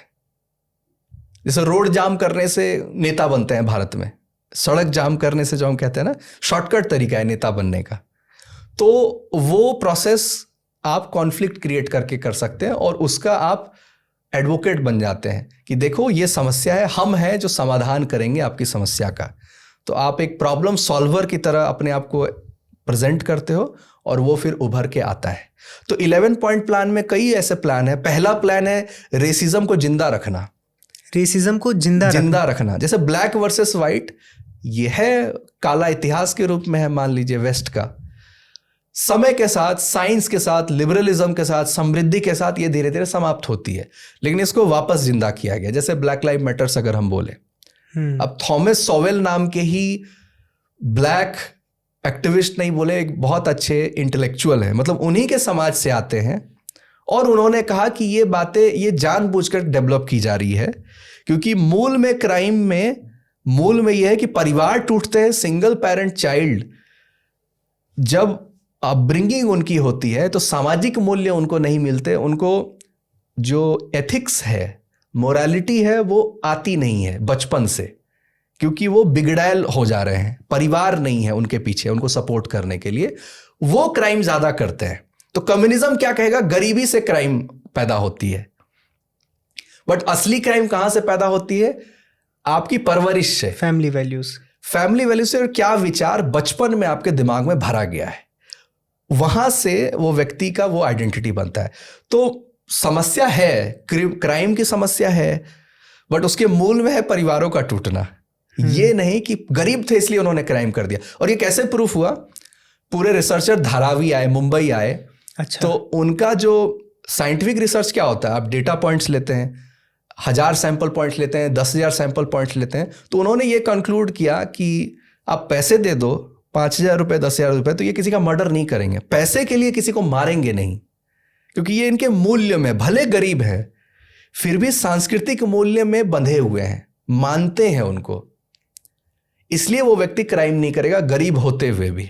मैंने कई बार देखा है, मैं कभी किसी ऑटो में गया हूँ या ये चीज़ रहती है कि पाप नहीं करूँगा, कर्म हेजेमनी है, भले कितना भी गरीब हूँ पाप नहीं करूँगा। ये जो चीज़ आपका, जो आपने बोला कि सांस्कृतिक वैल्यूज़ जो हैं, फैमिली वैल्यूज़ हैं, ये आपको जोड़े रखती हैं। और जो आप ब्लैक लाइव्स मैटर की बात कर रहे हैं, हो सकता है कि जो इंसाइट आप दे रहे हैं कि उनकी फैमिली वैल्यूज़ ब्रेक हुई हैं, इस वजह से क्राइम बढ़ा है, ना कि पैसों के लिए क्राइम बढ़ा है। 85% of crime on black is done by black, ये वहाँ का जो फैक्चुअल रिपोर्ट है। अच्छा, लेकिन इससे कॉन्फ्लिक्ट नहीं खड़ा होगा। दलित पे अगर शोषण करेगा तो उससे क्या कहानी बनेगी, कहानी क्या बनेगी? तो जस्टिस नहीं करना, सेलेक्टिव स्टोरीज को पकड़ना और एक अवधारणा बनाना कि देखो शोषण आज भी है, और उनको 300 साल पुरानी कहानी को याद दिलाना और उससे गुस्सा को फिर से जन्म देना, और उस गुस्सा को आग देने वाले जो भी बनेंगे वो लीडर बन जाएंगे। आप ब्लैक लाइव्स मैटर की बात कर रहे हैं, इसमें मुझे एक हिपोक्रेसी दिखती है, या फिर आप बताइएगा क्या है, मैं इस पे एक्सपर्ट नहीं हूँ। जैसे अभी हम क्रिकेट देखते हैं तो बहुत ढेर सारे इश्यूज होते हैं जो समय समय पर टीम्स उनको एड्रेस करने के लिए कुछ ना कुछ छोटा मोटा जेस्चर करती हैं। तो विराट कोहली की कैप्टेंसी में हमने देखा था ब्लैक लाइव्स मैटर पे टीम घुटने पर बैठी थी। तो ये हम देखते हैं। अब ये हो सकता है आईसीसी ने बोला हो या बीसीसीआई का अपना डिसीजन हो कि उनको ब्लैक लाइव्स मैटर को एड्रेस करना है, लेकिन अभी हम बहुत ढेर सारी चीज़ें, जैसे बांग्लादेश में हिंदूज़ के साथ होता है, हम बांग्लादेश के साथ क्रिकेट भी खेलते हैं, और भी बहुत ढेर सारे केसेस हैं। अगर हम क्रॉस बॉर्डर फायरिंग हो जाती है या टेररिस्ट अटैक हो जाता है तो उसको लेकर बहुत ढेर सारा ऐसा इंडियन टीम में भी नहीं दिखता है। तो ये क्या मतलब एक सिस्टम है जहाँ पर हम वर्ल्ड के जो इश्यूज़ हैं, मे बी वो इश्यूज़ हो ना हो, जैसे आपने बोला कि 85% क्राइम जो है वो एक ब्लैक पर कर रहा है, वो उतना बड़ा इशू भी नहीं है, लेकिन उसको इशू इतना बड़ा बनाया गया। अभी जो हमारा आंदोलन हुआ उसमें रिहाना सब जुड़ते हैं, तो एक इंटरनेशनल इशू बनता है और उसको फिर क्रिकेट टीम्स भी कर रही हैं, लेकिन जो भारत का अपना इशू है उसको नहीं प्रमोट करते हैं। तो ऐसा क्यों होता है? प्रोपेगेंडा के कई नियम होते हैं। उसमें पहला नियम था रूल ऑफ सिंप्लीफिकेशन, किसी भी समस्या को सरल बनाना ताकि वो फैल पाए। ब्लैक एंड वाइट, दो बस रहे, एक हीरो एक विलन, ठीक है, या एक विक्टिम एक ऑपरेसर, ठीक है। दूसरा एक नियम होता है कि कंसेंसस बनाना, पॉपुलर कंसेंसस बनाना, और वो तभी बनेगा जिससे लोग भावनात्मक रूप से जुड़े हुए, जिस लीडर को वो मानते हैं, वो लीडर अगर वो बात कह दे तो लोगों को लगेगा कि ये सही कह रहा है। क्योंकि एक व्यक्ति रीजन भी करता है लेकिन इमोशंस के साथ भी बंधा होता है। लेकिन कभी कभी ऐसी बात होती है कि कब रीजन लगाना है, कब तर्क लगाना है, कब भावनाओं को लाना है, उसमें थोड़ा कंफ्यूजन हो जाता है। और जब मुद्दे ज्वलनशील हो, थोड़े सेंसिटिव हो, तो वहां तर्क पीछे पहले छूट जाता है। तो रिहाना फार्मर प्रोटेस्ट पे जब बोलती है थोड़ा अजीब लगता है, तब लोगों को लगता है कि इतने भी बेवकूफ हम नहीं है। तो पर्पस क्या हुआ कि उसको इंटरनेशनल इशू बनाना। विराट कोहली क्योंकि फैन फॉलोइंग बहुत ज्यादा है, ट्विटर पे है, तो वो अगर किसी बात को करेंगे तो फैल जाएगा।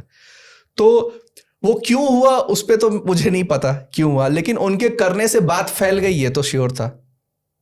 तो सोशल मीडिया का कितना इन्फ्लुएंस है आजकल हमारे मन पर, यह भी पता चलता है कि इन्फ्लुएंसर्स किसी बात को फैलाते हैं, किसी बात को नहीं फैलाते हैं, और हम उसी से मैनिपुलेट हो जाते हैं, ठीक है।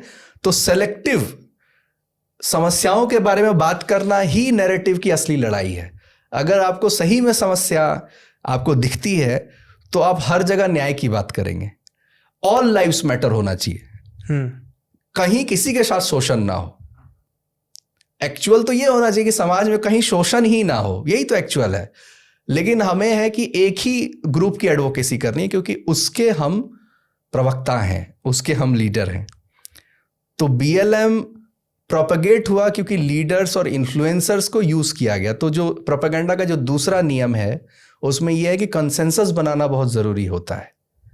और कंसेंसस तब होता है जब right thinking people, not right wing, सही सोचने वाले, सही गलत के परख रखने वाले, जिनकी फैन फॉलोइंग होती है, वो किसी बात को रखते हैं तो वो वजनदार होती है वो बात, और उससे प्रभाव पड़ता है समाज पे और समाज उस बात को एक्सेप्ट कर लेता है।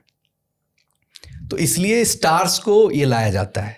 और जैसा कि आपने बताया भी कि कम्युनिज्म जो है वो इसको ज़्यादा कंट्रोल करता है। कल्चरल मार्क्सिज्म जो बाद का, जो मैंने कहा कि पॉपुलर मीडिया कंट्रोल करना इज पार्ट ऑफ प्लान, क्योंकि पॉपुलर मीडिया क्या कहते हैं, मतलब इंटरटेनमेंट इंडस्ट्री में अगर हम जाएं तो उत्पल बैनर्जी, शायद मैं नाम सही ले रहा हूं, तो उन्होंने 40 साल इंडस्ट्री मूवी बॉलीवुड में बिताया। तो उन्होंने कहा कि मैं इसको मानता हूं प्रोपेगेंडा को फैलाने का एक बहुत स्ट्रांग टूल है, क्योंकि सभी लोग किताब नहीं पढ़ रहे बट इंटरटेनमेंट को कंज्यूम कर रहे हैं। चाहे बच्चा वीडियो गेम को कंज्यूम करे, पुस्तकों को आजकल कोई नहीं पढ़ता, रील्स को लोग कंज्यूम करेंगे, 2 घंटे के वीडियो को भले ना देखे सभी।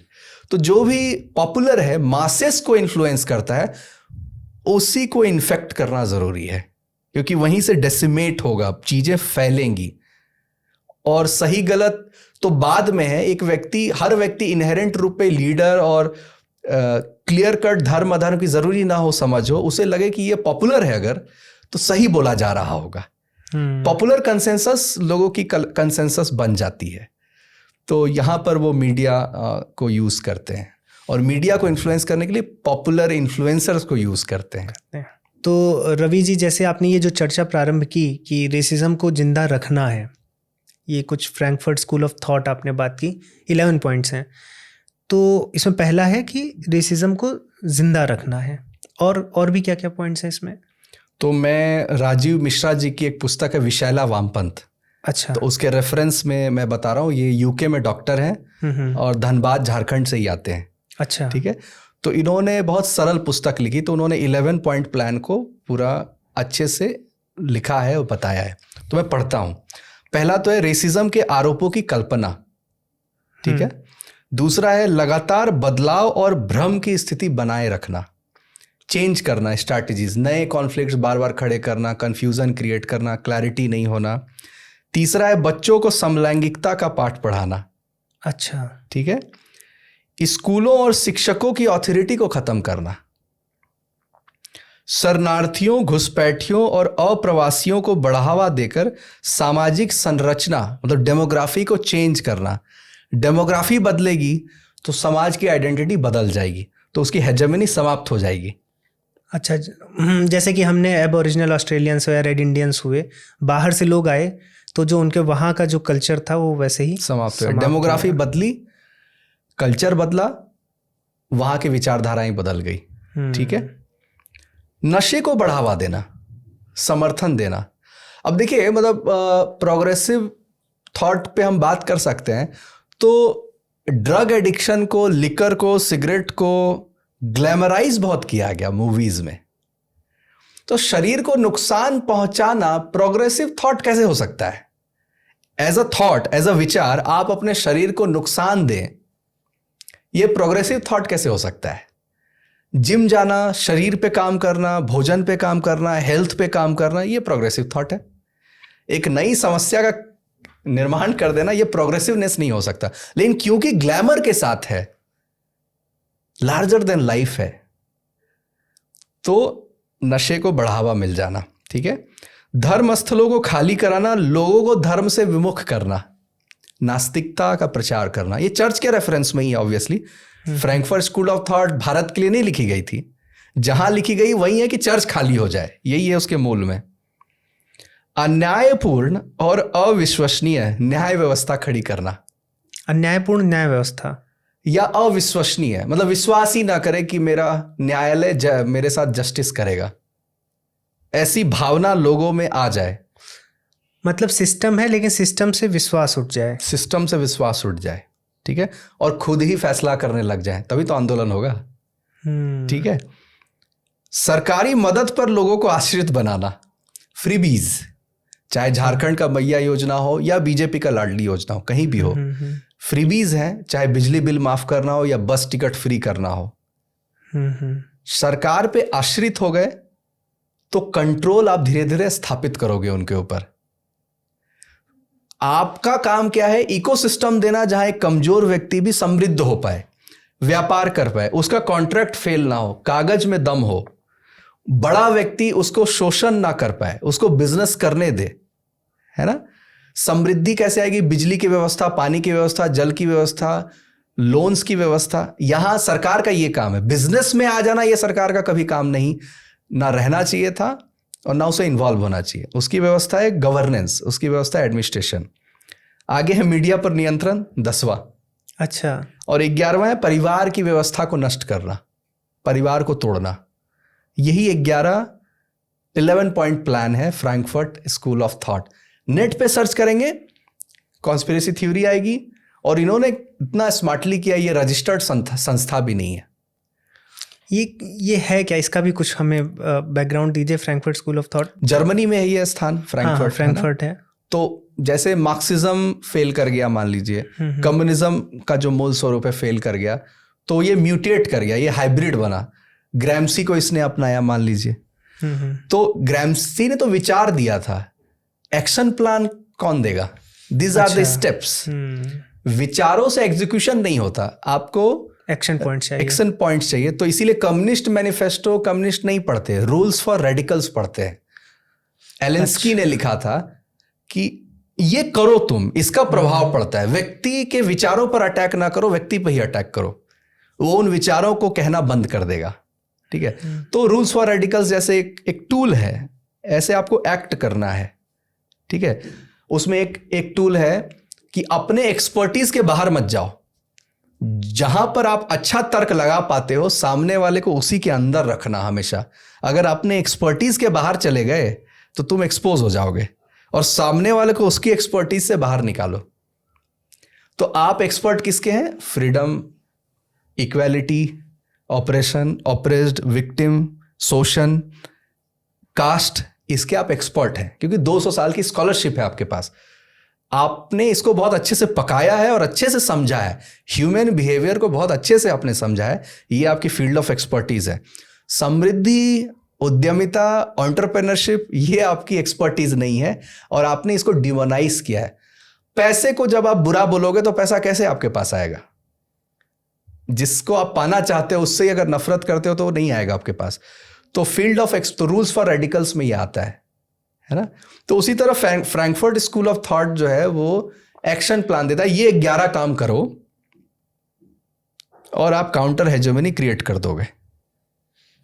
आपने परिवार को तोड़ दिया, समाज को तोड़ दिया, संस्कृति को बर्बाद कर दिया। इसमें वैसे राष्ट्रवाद नहीं दिख रहा, लेकिन वो भी एक हेजेमनी लोग समझते हैं, क्योंकि देश की भावना से लोग जुड़ जाते हैं। तो समाज जिससे एकत्रित हो गया, संघ शक्ति कलयुग है जो हम कहते हैं। कलयुग में संघ शक्ति, मतलब जहां भी संगठन होगा वो पावरफुल हो जाएगा। ये कलयुग की प्रॉपर्टी है। ठीक है। ज्ञान शक्ति सतयुग की हम बोल सकते हैं। तो उसी प्रकार ये उस भीड़ को या उस संगठन को, उस समाज को एक साथ नहीं आने देना चाहते। तो हिंदू के साथ है कि उसको जातियों में बांट दो, तो उसकी हेजेमनी कमजोर हो जाएगी अगर वो जातियों में बट गए, है ना। उनका एक कलेक्टिव वोट बैंक नहीं आ पाएगा अगर वो बटे रहेंगे। तो ये फ्रैंकफर्ट स्कूल ऑफ थॉट जो मेरा था कि वो इन्होंने एक्शन प्लान दिया एग्जैक्ट। और ये कितना डरावना है, और कॉन्स्पिरेसी थ्योरी कैसे कह सकते हैं जब इसका प्रैक्टिकल हो चुका हो। हम थ्योरी के उसके मेरिट पे बात ही नहीं कर रहे हैं। साइंस एक्सपेरिमेंटेशन के बाद कॉन्क्लूजन और एविडेंस पे बात करता है, थ्योरी पे नहीं बात करता, फिर हाइपोथेसिस पे नहीं बात करता। तो हमने देखा कि आप समलैंगिकता पढ़ा रहे हो बच्चे को, हमने देखा कि इलीगल इमिग्रेंट्स पे आप नहीं बात करते हो ज्यादा, उसको प्रॉब्लम नहीं मानते हो। और इसमें दोनों ने हाथ मिला लिया, कैपिटलिस्ट और सोशलिस्ट सभी हाथ मिला लिए, क्योंकि पूंजीवादियों को सस्ता मजदूर चाहिए। तो उन्हें भी ये व्यक्ति चाहिए, और जो समाजवादी हैं उनको वोट बैंक मिल गया तो वो सत्ता में आ गए। तो एकेडमिया में दोनों विरोधी हैं, एक्चुअल में दोनों साथ काम करते हैं। मतलब इलीगल इमिग्रेंट्स आएंगे तो बिजनेस वालों को मजदूर मिल जाएंगे, और जो सत्ता चाहते हैं उनको वोटर्स मिल जाएंगे। बिल्कुल। और वैसे वो कागज में लड़ रहे हैं, कागज में लड़ रहे हैं, लेकिन वो प्रैक्टिकल में देखा जाए तो कम्युनिज्म को भी लगा कि हम पैसे से नफरत करके समृद्ध बन नहीं सकते। सिर्फ इलीगल इमिग्रेंट से केवल प्रॉब्लम है कंजर्वेटिव्स को। जो राष्ट्रवाद तो को। एक्चुअल राइट विंग का एक्चुअल डेफिनेशन कंजर्वेटिव है और बाकी डेफिनेशन वो उन पे गढ़ा गया है। कंजर्वेटिव जो मूल्यों को बचा के रखना चाहते हैं, खराब है अच्छा है उस पर हम बात कर सकते हैं कि ये मूल्य सही नहीं है, लेकिन जो बचा के रखना चाहता है परंपराओं को, वो राइट के रूप में पूरे विश्व में जाना जाता है। एक्चुअल डेफिनेशन अगर हम बोले तो वो अपने संप्रभुता जो एक्चुअल संविधान में भी है, सोवरेनिटी जो हम बोल रहे हैं, संप्रभुता है ना, और वो इलीगल इमिग्रेंट्स को ये कह रहा है कि उसको हम चेक नहीं कर रहे हैं कि वो क्रिमिनल है कि नहीं है। तो ये ना तो रिलीजन का मैटर है ना ये नेशनलिज्म का मैटर है, वो एक अनआइडेंटिफाइड पर्सन, अनचेक्ड पर्सन आपके समाज में इंटर ले रहा है। अगले दिन कभी क्राइम करेगा और उसकी कोई आइडेंटिटी नहीं है, कोई आधार कार्ड नहीं है, उसको आप पकड़ोगे कैसे? तो उसमें आपके मुस्लिम भी बदनाम होंगे ही होंगे। अगर बांग्लादेशी मुस्लिम कुछ करे भारत में तो फिर यहाँ के मुस्लिमों को झेलना ही पड़ेगा वो। इसमें जैसे बात राष्ट्रवाद की तरफ गई है, अभी हम ढेर सारी विचारधाराओं को देख रहे हैं, कम्युनिज्म पर बात कर रहे हैं, समाजवाद पर, लिबरलिज्म पर बात कर रहे हैं। जब राष्ट्रवाद की बात आती है, जैसे हमने कहा कि कंजर्वेटिव है, मूल्यों को बचाना चाहते हैं, उनकी एक हमने पिलर्स ऑफ सिविलाइजेशन की भी बात की कि उसमें से एक राष्ट्रवाद भी है, हमारे सांस्कृतिक मूल्य हैं। तो अगर आप नेशनलिज्म की बात करें या नेशनलिस्ट की भी बात करें, तो जैसे हमें इसमें दिखता है कम्युनिज्म की कमियां दिखती हैं, हमें समाजवाद की दिखती हैं। राष्ट्रवाद की एक कमी ये दिखाई जाती है कि जो हद से ज़्यादा जो राष्ट्रवाद है वो भी बहुत ढेर सारी मास किलिंग्स का कारण बनता है। जैसे इसमें हिटलर का एग्जांपल देते हैं कि नेशनलिस्ट था और उसने कितनी ढेर सारे ज्यूस का समझ लिए हॉलोकास्ट हो गया। तो ये नेशनलिज्म भी एक तरह से फेल्ड ही है। फिर अगर हम कम्युनिज्म की बात करते हैं, समाजवाद की बात करते हैं, तो जब राष्ट्रवाद की बात आती है तो आपको क्या लगता है कि राष्ट्रवाद एक सही चॉइस है? सबसे पहले तो जब हम ट्रांसलेट करते हैं किसी शब्द को तो इसका दो अर्थ हो सकता है। या तो जिस भाषा में ट्रांसलेशन किया गया है वो आपकी सभ्यता को अच्छे ढंग से जानते हैं, समझते हैं, इसलिए उनके पास भी वो शब्द हैं, मूल्य बराबर हैं हमारे और उनके। या फिर ऐसा हो रहा होगा कि ट्रांसलेशन में उसकी सारी कैरेक्टरिस्टिक हमें पता नहीं चलती है। मतलब नेशनलिज्म एक्चुअल में क्या होगा हिटलर का और राष्ट्रवाद क्या है, इसके मूल में ही कई भेद होंगे। अच्छा, जैसे मैं आपको बता दूं, हमारे आचार्य चाणक्य को ले या विदुर नीति को ले तो वो कहते हैं कि स्वयं को त्यागते हैं, प्रायोरिटी में पीछे रखते हैं जब परिवार की बात हो, परिवार की जब बात आती है उसको भी पीछे कर देते हैं जब समाज की बात हो, समाज और राष्ट्र की बात आएगी तो राष्ट्र सर्वोपरि हो जाएगा, लेकिन ब्रह्म की बात और परमात्मा की बात होगी तो राष्ट्र भी पीछे हो जाएगा। तो हम एक्सपैंड कर रहे हैं अपने आप को थोड़ा थोड़ा। तो हमारा राष्ट्रवाद ये नहीं है कि हमारा बस भला हो और किसी का ना हो, बट एक नेशनलिज्म जो युद्ध में जाए उसको ये है कि सिर्फ मेरा भला हो और किसी का ना भला हो। तो छोटे स्तर पे अगर हम कहें कि मेरी जाति का बस भला हो, ये संकीर्णता है। किसी ने कहा मेरे क्षेत्र का बस भला हो, मेरे झारखंड का बस भला हो, मेरे राष्ट्र में क्या हो रहा है उससे मुझे मतलब नहीं, तो वो भी एक संकीर्णता है। मेरे परिवार का ही बस भला हो, तो उसी तरह एक स्तर पे सिर्फ मेरे देश का भला हो, वो भी संकीर्णता दिखती है। लेकिन जो वसुधैव कुटुंबकम आपके ही ग्रंथों में क्यों लिखा हुआ है, या जब आप शांति मंत्र का पाठ करते हैं तो सर्वे भवन्तु सुखिना आप कहते हैं, तो ये नहीं कहते कि भारतीयों का बस और हिंदुओं को ही बस सुखी रहने का अधिकार है, आप सुखी सभी का चाहते हो, सुखपूर्वक। तो हिटलर को अगर ध्यान में दे तो नेशनलिस्ट और सोशलिस्ट पार्टी है वो। स्टालिन भी नेशनलिज्म को सब्सक्राइब करता है एक पॉइंट ऑफ टाइम पे, और माओ भी करता है। ये तीनों एक जगह पर आपको दिखते हैं।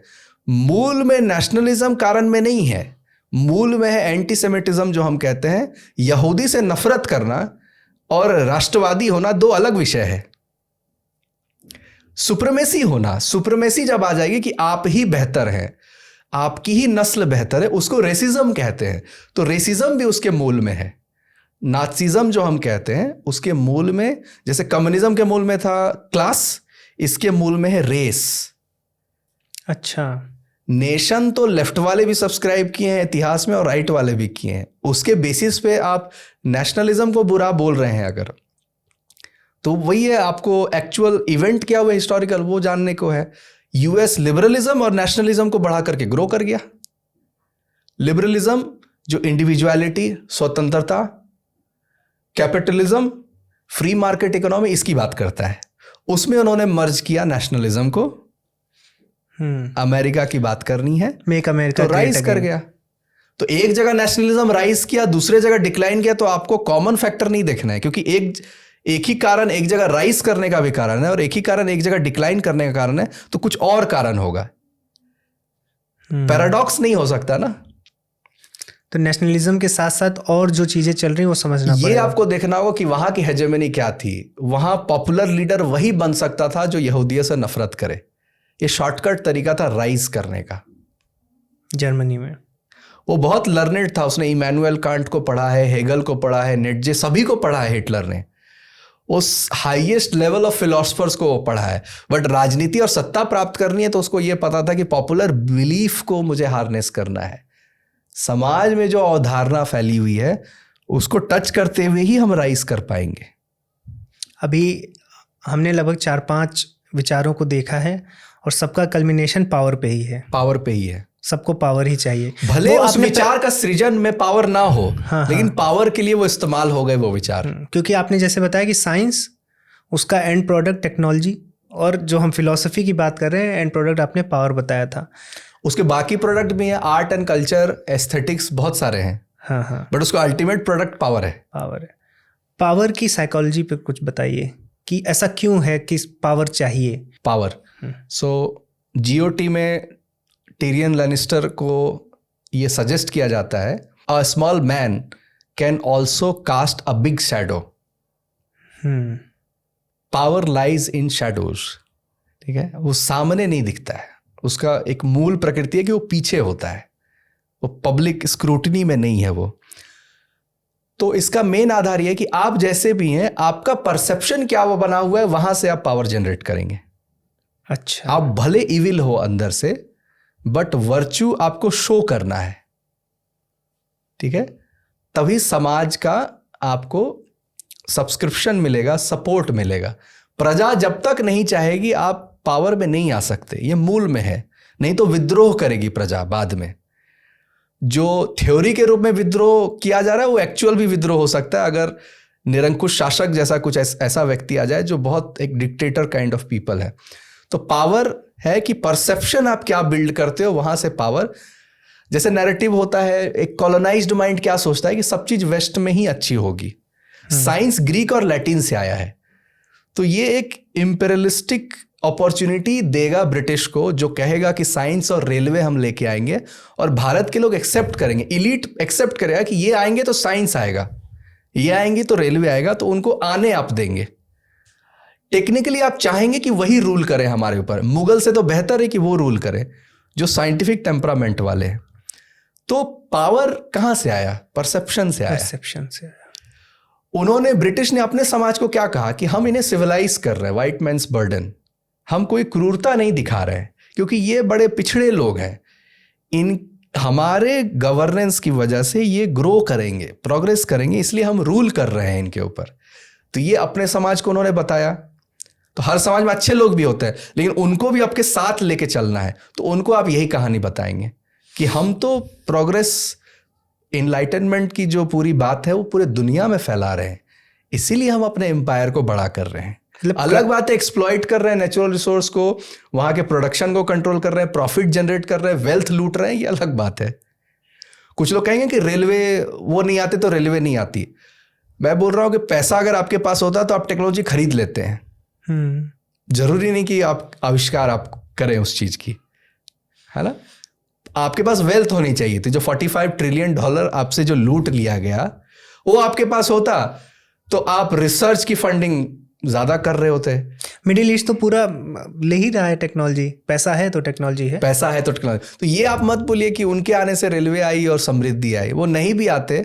आपकी कल्चरल एनहाइलेशन नहीं होती, सिविलाइजेशनल मेमोरी आपकी नहीं गायब कर दी जाती, तो आप थोड़ा जापान की तरह बिहेव करते। जापान एक ऐसा एग्जाम्पल है कि जिसने कम्युनिस्ट को जमने नहीं दिया, और एक बुक भी है the sword which saved Japan, मतलब उसने तलवार मार दी थी। पहले कम्युनिस्ट जो स्पीच देना चाहता था उसको ही भय के रूप में आगे के कम्युनिस्ट कभी आ ही नहीं पाए क्योंकि वहाँ एक हिंसा हो गई।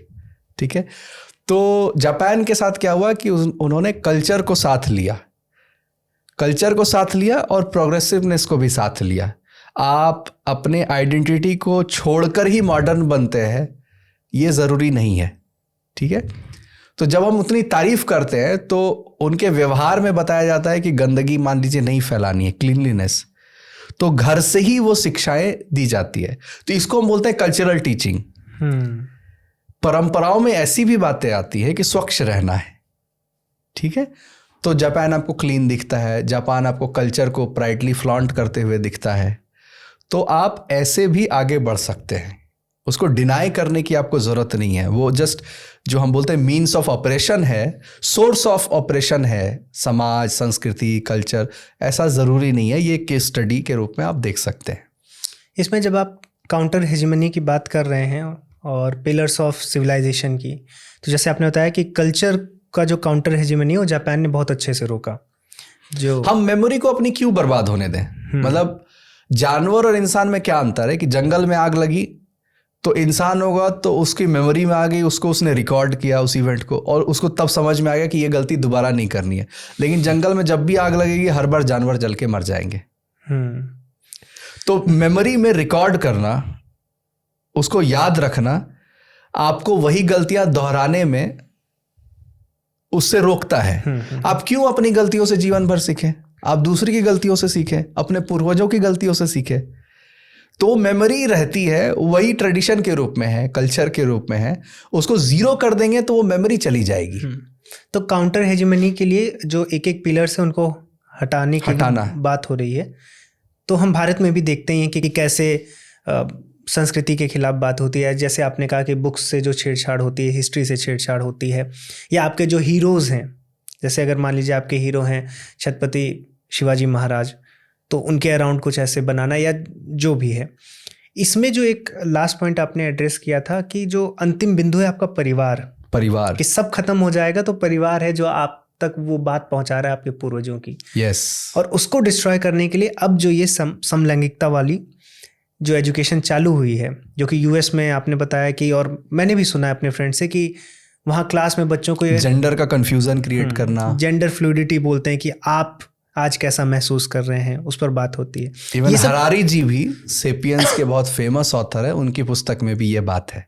अच्छा। हाँ, तो इसकी शुरुआत, ये तो बहुत रीसेंट है ना, इसकी शुरुआत में फेमिनिज्म है। अब ये मैं शब्द को पहले मैं पकड़ता हूँ। हमारे पास कोई भी शब्द आ रहे हैं तो हम अपनी अवधारणा, अपने एजम्पशंस और अपने लाइफ के एक्सपीरियंसेस से उसको एक्सेप्ट करते हैं। तो सोक्रेटिस ने क्या कहा था कि पहले शब्दों को प्रॉपरली डिफाइन कर लीजिए। आपको लग रहा है कि महिला सशक्तिकरण है, क्या पता वो कुछ और हो। ठीक है, तो केट मिलेट को कार्ल मार्क्स ऑफ फेमिनिज्म कहा जाता है। टाइम मैगजीन पे उसके कवर फोटो छपी है अपने टाइम में। केट मिलेट उसकी बहन बात कर रही है, अपनी बहन, छोटी बहन उसकी बात कर रही है। तो वो कहती है कि मूल में महिलाओं के साथ अत्याचार इसलिए हुए क्योंकि उसके मूल में परिवार है। परिवार नहीं होता तो इतना अन्याय नहीं होता स्त्रियों के साथ। तो उसने कहा कि पितृसत्तात्मक है परिवार, तो ये तो पैट्रियार्कल है। तो फिर तो क्या करोगी तुम इसके लिए? तो बोले इस सत्ता को हम नष्ट करेंगे। तो कैसे नष्ट करेंगे? तो मोनोगैमी को समाप्त करके। मोनोगैमी क्या होता है? जीवन भर एक ही व्यक्ति के साथ आपका संबंध है, ये है मोनोगैमी, है ना। तो समाप्त कैसे होगा? वैश्यावृत्ति को ग्लैमराइज करके, पहला उसको ऐसे बताना कि हाँ ये भी प्रोफेशन है, उसको ग्लैमराइज करना। इनफिडेलिटी, फ्री सेक्स, समलैंगिकता, लिव इन रिलेशनशिप से लेके, मतलब सारी चीजें प्रमोट क्या करेगी? एट द एंड डाइवोर्स को प्रमोट करेंगी। परिवार नहीं बनने, परिवार टूट जाएगा। तो फेमिनिज्म, हम समझ रहे हैं कि महिलाओं को बराबर मौका मिलना चाहिए, तो उसका व्हीकल क्या होगा? परिवार ही होगा। अगर उनको ग्रो करना है तो परिवार को ही इवॉल्व होना पड़ेगा, उनको ही अपने पिछड़ेपन को छोड़ना पड़ेगा और उन्हें सपोर्ट करना पड़ेगा। आप अगर बीमार पड़ते हैं तो आपका वकील आपको हॉस्पिटल नहीं ले जाता है, आपके परिवार के सदस्य ले जाते हैं। तो फेमिनिज्म में जब परिवार टूटा तो मिजरी किसके पास पहले जाएगी? फीमेल के पास पहले गई।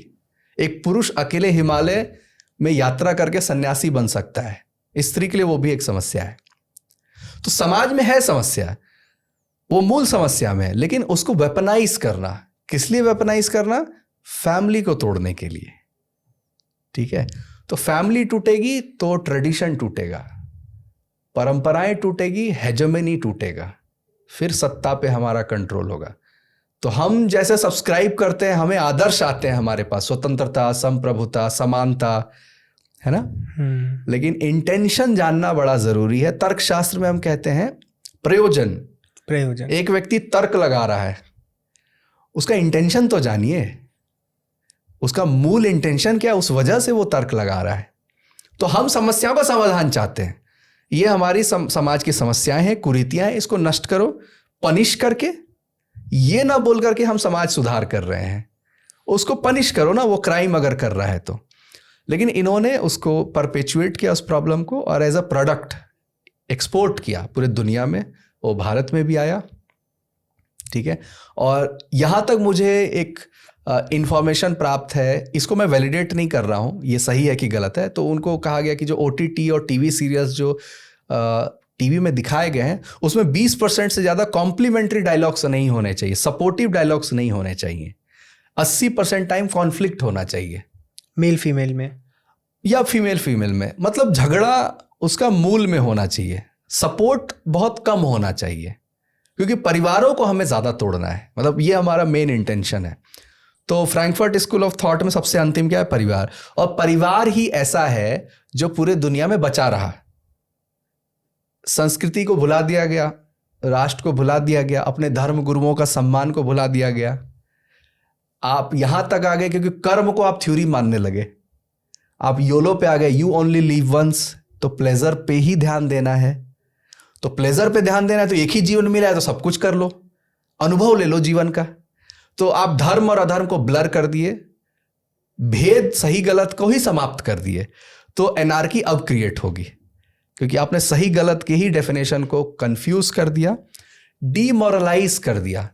तो सोवियत का जो बेसिकली एक किसी कंट्री को कैप्चर करना है, वो कहते थे कि 20-25 साल लगता है। उसके यूथ को डीमोरलाइज कर दो, बेसिकली मोरल वैल्यूज को खत्म कर दो, समाप्त कर दो। उसको संभालने वाले कौन है? सिविलाइजेशनल वैल्यूज जो है वही संभालते हैं उन सारे वैल्यू सिस्टम को। तो फेमिनिज्म का टाइम मैगजीन के कवर पिक पे छपना ये भी बताता है कि ये एक दूसरे को सपोर्ट करते हैं। आप सिर्फ एक बात पे बात करते कि शोषण हुआ है, इसका हमें न्याय चाहिए, बट इन्होंने परिवारों को तोड़ने की बात की। तो काइंड ऑफ एक रिवर्स डिस्क्रिमिनेशन जैसा है। मेरे साथ भेदभाव हुआ है, अब मैं दुखी हूं, अब दुनिया जला दूंगा। तो जो बैटमैन का जो विलन है, जो केओटिक है विचारों में, जोकर, वो यही है ना, उसको पसंद है दुनिया जले, समाप्त हो जाए, बर्बाद हो जाए, उसमें उसको आनंद आता है। बैटमैन यही है बेसिकली। तो आप देखिए कि ये फेमिनिज्म रीपैकेज होके क्या आता है आपके पास। इसमें जैसे आपने बताया कि एक प्रॉब्लम आई जिसमें लगा कि एक फीमेल है, उसको उतनी आज़ादी नहीं है। प्रॉब्लम में ये देखा गया कि उसका परिवार है, उस परिवार से उसको हटाना है। अल्टीमेटली जो सोल्यूशन निकला उसमें वो फीमेल और परेशान हो गई परिवार से टूट के।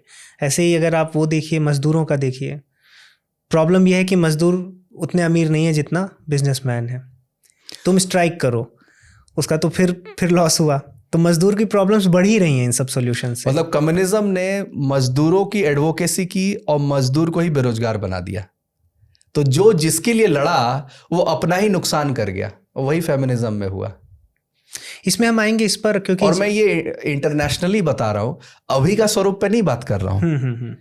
जो मूल विचार थे वो ये थे। इसलिए मैं कह रहा हूं कि जिन्होंने इन विचार को प्रोपेगेट किया, पहले उनकी मेरिट पर जज करें कि उन्होंने क्या सोचा था जब इस विचार को उन्होंने लाया था। हम कैसे एक्सेप्ट करते हैं, हमारे यहाँ पिज्जा भी आता है तो भारतीय स्वरूप ले लेता है। तो हम क्योंकि सेल्फ क्रिटिकल हैं, सुधार चाहते हैं, बाय नेचर रिफॉर्मिस्ट हैं, हम ग्रो करना चाहते हैं, डॉगमेटिक नहीं है, इसलिए हम सारे विचारों को एक्सेप्ट भी करते हैं। लेकिन हम इंटेंशंस को नहीं पकड़ पाते कि उसके पीछे भी कुछ इंटेंशन क्या है। शैडो में पावर है। इसमें आपने हरारी जी की बात की कि क्योंकि मैं देखता हूँ जैसे कम्युनिज्म है, कार्ल मार्क्स का नाम निकल गया था, एंटोनियो का आपने नाम बताया। आज जो LGBT या इसकी बात होती है, क्योंकि अभी जेके रॉलिंग जी का बहुत चला कि उन्होंने विरोध किया था, तो इनमें प्रेजेंट में आप हरारी जी की बात करते हैं, इनके क्योंकि ये इन्फ्लुएंशियल पीपल हैं जिनकी बात चलती है, तो इनके क्या विचार हैं समलैंगिकता और LGBT को लेकर? एक तो ये स्वयं गे हैं, हरारी ये प्राउडली बोलते भी हैं। अच्छा। नोआन हरारी जो हैं, जिन्होंने सेपियंस बुक लिखी, अभी बुक नेक्सस आई हुई है, इन्होंने खुद बोला है, प्राउडली वो बोलते हैं। एक नास्तिक भी है और गे भी है, ये प्राउडली वो कहते हैं। पहली तो ये बात है। और ये जो विचारधारा है, ये सबकी अगर टिक मार्क अगर देखने लगे तो सारी विचारधाराओं को अपने ये बुक में सर्टली डालते हैं, थोड़ा थोड़ा करके डालते हैं। उन्होंने मानव इतिहास लिखा, लेकिन भारत के बारे में, कास्ट के बारे में बात करके वो निकल गए। बुद्धिज्म के बारे में बात करते हैं, वैसे भी बुद्धिज्म हार्मलेस है, उसमें कोई भगवान और प्रॉफिट नहीं है, अल्लाह नहीं है, तो टकराता नहीं है ना यहूदियों से, ना इस्लाम से, ना क्रिश्चियनिटी से। हार्मलेस है, इसीलिए वो पॉपुलर है। ठीक है। तो कास्ट के बारे में, कुरीति में हम जो भी बात कर ले, हमारी मूल समस्याओं में बात कर ले, पहले तो मैंने बताया कि भेदभाव रहा जातियों के बीच में और कई जातियों के बीच, बट वो कहानी नहीं गढ़ी गई, अपर कास्ट और लोअर कास्ट बना दिया गया कॉन्फ्लिक्ट खड़ा करने के लिए। तो वो भारत को यही परिचय देते। तो उन्होंने ऐसी इतिहास लिखी है सेपियंस की, जैसा लगता है कि यूरोपियन या यूरोसेंट्रिक पॉइंट ऑफ व्यू है। होमो सेपियंस ना लिख करके होमो अब्राहमकस आप समझ ले, उस तरह की उन्होंने प्रेजेंटेशन दिया है। बट लिखने की कला इतनी अच्छी है कि लोग इन्फ्लुएंस हो जाते हैं। उन्होंने चाहे ऐसी बात कह दी हो कि एग्रीकल्चर एक बहुत बड़ा स्कैम था, लोगों को बड़ा रिवोल्यूशनरी थॉट लगता है ये। एक सिविलाइजेशनल पॉइंट ऑफ व्यू से आप देखिए कि जब आप हंटर गैदरर थे, तो एक जगह जब तक नहीं बैठेंगे तो आर्ट, म्यूजिक, कल्चर, सभ्यता, संस्कृति आएगी ही नहीं। तो आप देखिए एंटी सिविलाइजेशनल, क्योंकि एग्रीकल्चर ही आधार है एक जगह बसने का। बसेंगे तो आप स्थिर होंगे, स्थिर होंगे तो दूसरा कार्य करेंगे। पहले तो आप दौड़ ही रहे थे, भाग ही रहे थे, है ना। स्थिरता आएगी तभी तो सृजन होगा कि हम कौन हैं, कहाँ से आए हैं, ब्रह्मांड का सृजन कैसे हुआ है। ये प्रश्न कब आएंगे? जब आप स्थिर हैं, समृद्धि आ चुकी है, पेट भर चुका है। पेट के लिए दौड़ेंगे तो ना आपको अध्यात्म समझ में आएगा, ना आपको हार्ड प्रश्न समझ में आएंगे, है ना। तो ये उसको स्कैम बताते हैं इस बेसिस पे कि न्यूट्रिएंट्स कम हो गए। अच्छा, और इनका इस पर LGBT आदि पर क्या विचार है? एक जो विषय आता है वो ऑर्गन के ऊपर, ये कहते हैं कि जैसे माउथ पहले सिर्फ खाने के लिए प्रयोग किया गया, बाद में ये लैंग्वेज और स्पीच के लिए भी प्रयोग हुआ। इसका मतलब एक ऑर्गन भी इवोल्यूशनरी प्रोसेस में अपना रोल बदलता है। तो सेक्स ऑर्गन, जो आप सेक्सुअल ऑर्गन जिसको समझ रहे हैं, वो आपकी आइडेंटिटी नहीं है। मेल फीमेल का जो कंफ्यूजन क्रिएट हो गया, वो ये लॉजिक देते हैं। तो यहाँ पर लॉजिक उन्होंने बायोलॉजी को बनाया। इसी तरह कहीं पे उन्होंने लॉजिक समाज को बना दिया है, कहीं पे लॉजिक साइंस को बनाया है। तो जहां उनको जो सुविधा हुई है वो आधार बनाते हैं, तर्क देते हैं और जज भी वही करते हैं। मोरल हाई ग्राउंड रखना ये टेक्निकली एक आदत रही है वामपंथ की, कि मोरली वो सुपीरियर है। वो जो बोल रहे हैं तो आप क्रिटिक नहीं बन सकते, क्योंकि आप भी सभी दोषी हैं। मोरल हाई ग्राउंड है तो वो बताएंगे क्या सही है क्या गलत है, तो उनको आप क्रिटिसाइज नहीं कर सकते। तो टेक्निकली वो डॉगमा बन गया ना, वो एक नए रिलीजन का जन्म ले लिया जहां ब्लास्फेमी आ जाती है। आप क्रिटिक नहीं कर सकते, डिबेट नहीं कर सकते, तर्क नहीं कर सकते, बुरा मान जाएंगे अगर कुछ भी उसमें। उसी को तो रिलीजन कहते हैं। साथियों, मैं आशा करता हूं कि इस पॉडकास्ट के माध्यम से चाणक्य जी की जो स्ट्रैटेजीज हैं उनके विषय में आपको पता चल रहा होगा। हमने चाणक्य जी के ज्ञान पर, उनकी स्ट्रैटेजीज पर, उनके 6000 श्लोकों पर मंथन किया है, गहरा अध्ययन किया है और हम आपके लिए लेकर आए हैं एक गोल्डन अपॉर्चुनिटी। दोस्तों, हम में से हजारों लोग घंटों मेहनत करते हैं, बेस्ट से बेस्ट प्रोडक्ट भी बना लेते हैं, लेकिन कोई एक या दो होता है जो उस प्रोडक्ट को एक प्रॉफिटेबल बिजनेस में बदल पाता है। क्योंकि निगोशिएशन करना हमें सिखाया नहीं गया, डील कैसे क्लोज होती है हमको नहीं पता, हम एक ढंग की टीम नहीं बना सकते, और वो भी तब जब लेजेंडरी स्ट्रेटेजिस्ट आचार्य चाणक्य जी हमें सब कुछ सिखा कर गए हैं। उन्होंने ह्यूमन इमोशंस को ऐसा डिकोड किया कि एक साधारण से लड़के को सड़क से उठाकर राजा बना दिया। और हमने इन्हीं स्ट्रेटेजीज को कंडेंस किया है 10 सीक्रेट प्रिंसिपल्स में, जो आपके बिजनेस को प्रॉफिटेबल बनाएगा और आपको फियरलेस लीडर। और इस कोर्स में आपको 20 से भी ज्यादा रियल लाइफ के स्टडीज मिलेंगी, जहां आप खुद देखेंगे कि इन सीक्रेट प्रिंसिपल्स को एप्पल, गूगल और फेसबुक जैसी जायंट कंपनीज कैसे यूज करती हैं। दोस्तों, कुछ बड़ा करने के लिए केवल हार्डवर्क और लक ही काफी नहीं है, आपको स्ट्रेटजी भी चाहिए। तो आज अपने लिए सबसे अच्छा कदम उठाएं, चाणक्यास कोड में इनरोल करें। कोर्स की डिटेल्स के लिए लिंक नीचे कमेंट सेक्शन और डिस्क्रिप्शन बॉक्स में मिल जाएगी। आइए अब पॉडकास्ट को आगे बढ़ाते हैं। इसमें क्या आपको लगता है कि जैसे जो हरारी जी की जो बुक है, एक तो सेपियंस बहुत पॉपुलर बुक है, तो इसके पीछे क्या उसका कंटेंट और जो उनकी प्रतिभा है, या इसमें भी जैसे आपने बोला था कि जो मीडिया है कंट्रोल्ड बाय एक सेक्ट है जो कंट्रोल करता है, तो क्या उसका भी हाथ हो सकता है? पॉपुलर बुक अगर लिख रहे हैं आज के समय में भी, जब बुक पढ़ना कम कर दिया गया है, मान लीजिए, मतलब कंज्यूम हम वीडियो के रूप में ज्यादा कर रहे हैं, ऐसा नहीं कि ज्ञान लोग नहीं अर्जित करना चाहते, उस समय भी अगर वो पॉपुलर हैं तो पॉपुलर मीडिया है वो, और वो इलीट को इन्फ्लुएंस करेगा, क्योंकि इंटरटेनमेंट से लोग उतने इन्फ्लुएंस नहीं होते जितने एक हाईली इंटेलेक्चुअल थॉट, कोई नया विचार जब आता है तो लगता है कि बहुत इन्फ्लुएंशियल है, रेवोल्यूशनरी है विचारों में, तो लोगों को लगता है कि ये ओरिजिनल थिंकर है, आज के समय का एक ओरिजिनल थिंकर है, और लोग उस ओरिजिनलिटी को सम्मान देते हैं कि इसने वो बात कही जो किसी ने पहले ना कही हो। आपकी जो एबिलिटी है लिखने की, कलात्मक रूप से बहुत शानदार हो, कहानियों को लिखने की, उससे आप इम्प्रेस करते हैं, लेकिन आप उसी माध्यम से ट्रांसफ्यूज कर देते हैं जो विचारों को आपको डालना है। तो आप देखेंगे कि उन्होंने सारे विचारों को डाला है, पर इसमें ये भी तो है कि स्टोरी कुछ भी हो, उसका कॉन्सिक्वेंस क्या हो रहा है, लेकिन eight the end of the day जो गे होना है वो तो वो है ही। तो उसको अगर वो यदि कोई व्यक्ति गे या फिर लेस्बियन फील करता है, क्योंकि वो कितने दिन फेक करेगा? अगर आप बोल रहे हैं परिवार को तोड़ने के लिए समलैंगिकता को पढ़ाया जा रहा है, या फिर गे, लेस्बियन, एलजीबीटी हो रहा है, अगर ये फेक है तो बहुत दिन तक एक व्यक्ति गे नहीं रह सकता ना। इसका मतलब है कि उसके अंदर कुछ ऐसा है उसके बॉडी में। तो ये भी तो हम देख सकते हैं ना कि ये चीज़ है। तो उसको आप कैसे देखते हैं कि परिवार को तोड़ने की तो बात ये है, इसको कन्वर्ट करो प्राइड मार्च में। ये तो पहले भी था, तो आप रोड पे नहीं आ रहे थे, लेकिन एक विचार है कि समाज पुरुष और स्त्री के विवाह को ही सम्मान करता है, तो ये मूल्य है, एक सामाजिक मूल्य। अब हम इसके काउंटर हेजेमनी क्रिएट कर रहे हैं कि जरूरी नहीं है कि पुरुष और स्त्री चाहिए। तो भारत में क्या हुआ कि एलजीबीटी, उन्होंने कहा कि गे मैरिज के डायमेंशन में उसको लाइए, रिलेशनशिप से बाहर करिए, मैरिज में ले आइए उसको। पहले इन्होंने मैरिज को कहा कि ऑपरेशन का एक जगह है, शोषण का एक जगह है, फिर अब ये लड़ रहे हैं कि हमें मैरिज में शामिल करो। तो ये दो बातें जब एक साथ आती है, इसका यही मतलब है कि अगली पीढ़ी को वो कंफ्यूज करना चाहते हैं कि मैरिज कोई ऐसा सीक्रेट इंस्टीट्यूशन नहीं है जिसमें पुरुष और स्त्री को ही आना है। तो इससे अगली पीढ़ी कैसे आएगी? अडॉप्ट करके, प्रोजिनी नहीं आएगी। तो कम्युनिज्म पहले भी ये कहता था, अगर मैं मूल पे चले जाऊं, कि बच्चे को स्टेट को पालना चाहिए। ये बहुत लोगों को नहीं पता है। अच्छा, हाँ, सरकार बच्चे को पाले, ये था उनका एक विचार के रूप में।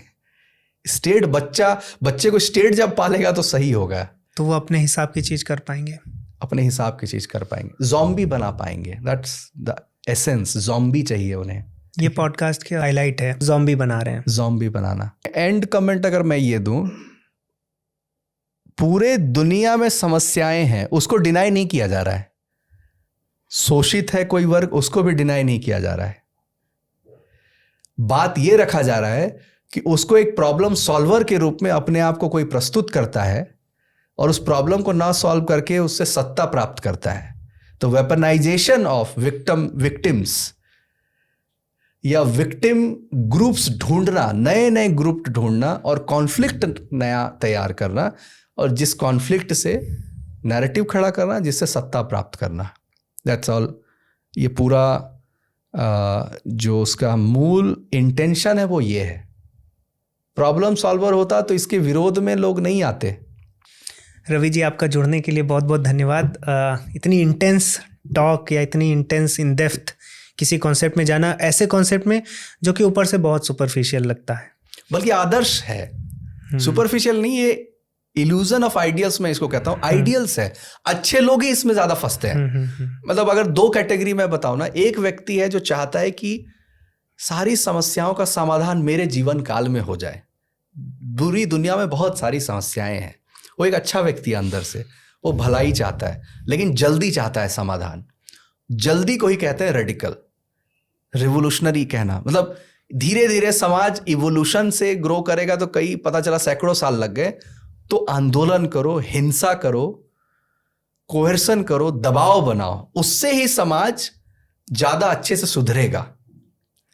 तो आदर्शवादी इसमें पहले फंसते हैं, तो यूथ पहले फंसता है इसमें, क्योंकि उसको लगता है कि समस्याओं का समाधान नहीं हो रहा है, सभी शांत बैठे हैं, समस्याओं की चर्चा भी नहीं हो रही है। और एक है जो समस्याओं के मूल की बात करेगा और ये कहेगा कि आप दूसरे विचारधारा ये है कि पहले अगर ये प्रॉब्लम आई थी क्या, तो कई ऐसे कई थिंकर्स ऐसे कहे हैं भारत के कि कलयुग की समस्या का समाधान द्वापर युग में भी मिल जाता है। तो आप पढ़ो, अगर समस्या का समाधान हो रहा है तो ढूंढा जाए वहां से। परिवार का डिस्प्यूट था ना महाभारत, तो मूल्यों पे जीवन जीने को रामायण बताया गया, और मूल्य जब ना हो जीवन में तो जीवन कैसा होता है उसके लिए महाभारत आई है। तो आप सीखिए कि एक अच्छा व्यक्ति भी जुआ खेलता है तो क्या होता है उसके साथ, है ना। बहुत ढेर सारी इंसाइट्स हमें मिली हैं, और कैसे हमें ज़रूरी नहीं कि हम मिस्टेक करके अपनी मिस्टेक से सीखें, अपने पूर्वजों की मिस्टेक से भी हम सीख सकते हैं। और बहुत सी चीज़ें बहुत कालातीत होते हैं, जैसे हमारी ह्यूमन इमोशंस हैं। ऐसा नहीं है कि समाज चेंज हो गया है तो बेसिक ह्यूमन इमोशंस नहीं चेंज हुए हैं।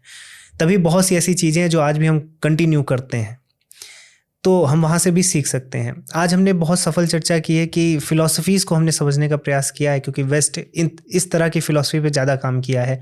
सामाजिक, हमारे यहाँ भी धर्मशास्त्र हैं, सारा उन्होंने एक्सटर्नल देखिए काम किया। ये सारी समस्याएं, इसके मूल में द्वंद्व ये है कि काम, क्रोध, लोभ, मद, हर्ष जो हम कहते हैं, उसको सॉल्व करने की आवश्यकता थी, जिससे ये सारे प्रॉब्लम सॉल्व हो जाते। इंडिविजुअल अगर ह्यूमंस पर काम होता, व्यक्ति पर काम होता, तो वो समाज को रिफ्लेक्ट करता है। दूसरे को जीतने को युद्ध में कह रहे हैं वीर, जो स्वयं को जीते उसको कह रहे हैं महावीर। तो आपकी जो कुरीतियां दिख रही है समाज में, वो एक व्यक्ति आदर्श और सिद्धांत से दूर जा चुका है, इसलिए वो कुरीतियां हैं। उसको आप सॉल्व करिए। जुडिशियरी से, लॉ एंड गवर्नेंस से वो लास्ट मीन होना चाहिए। जो जापान का अगर मैं बोलूं तो वो अपब्रिंगिंग में आप उसको सभ्य बनाइए। तो उस लॉ और गवर्नेंस, कानून को लाना, दो भाइयों के झगड़े को भी कोर्ट तक ले जाना, ये आपके समाज के गिरने का परिचायक है।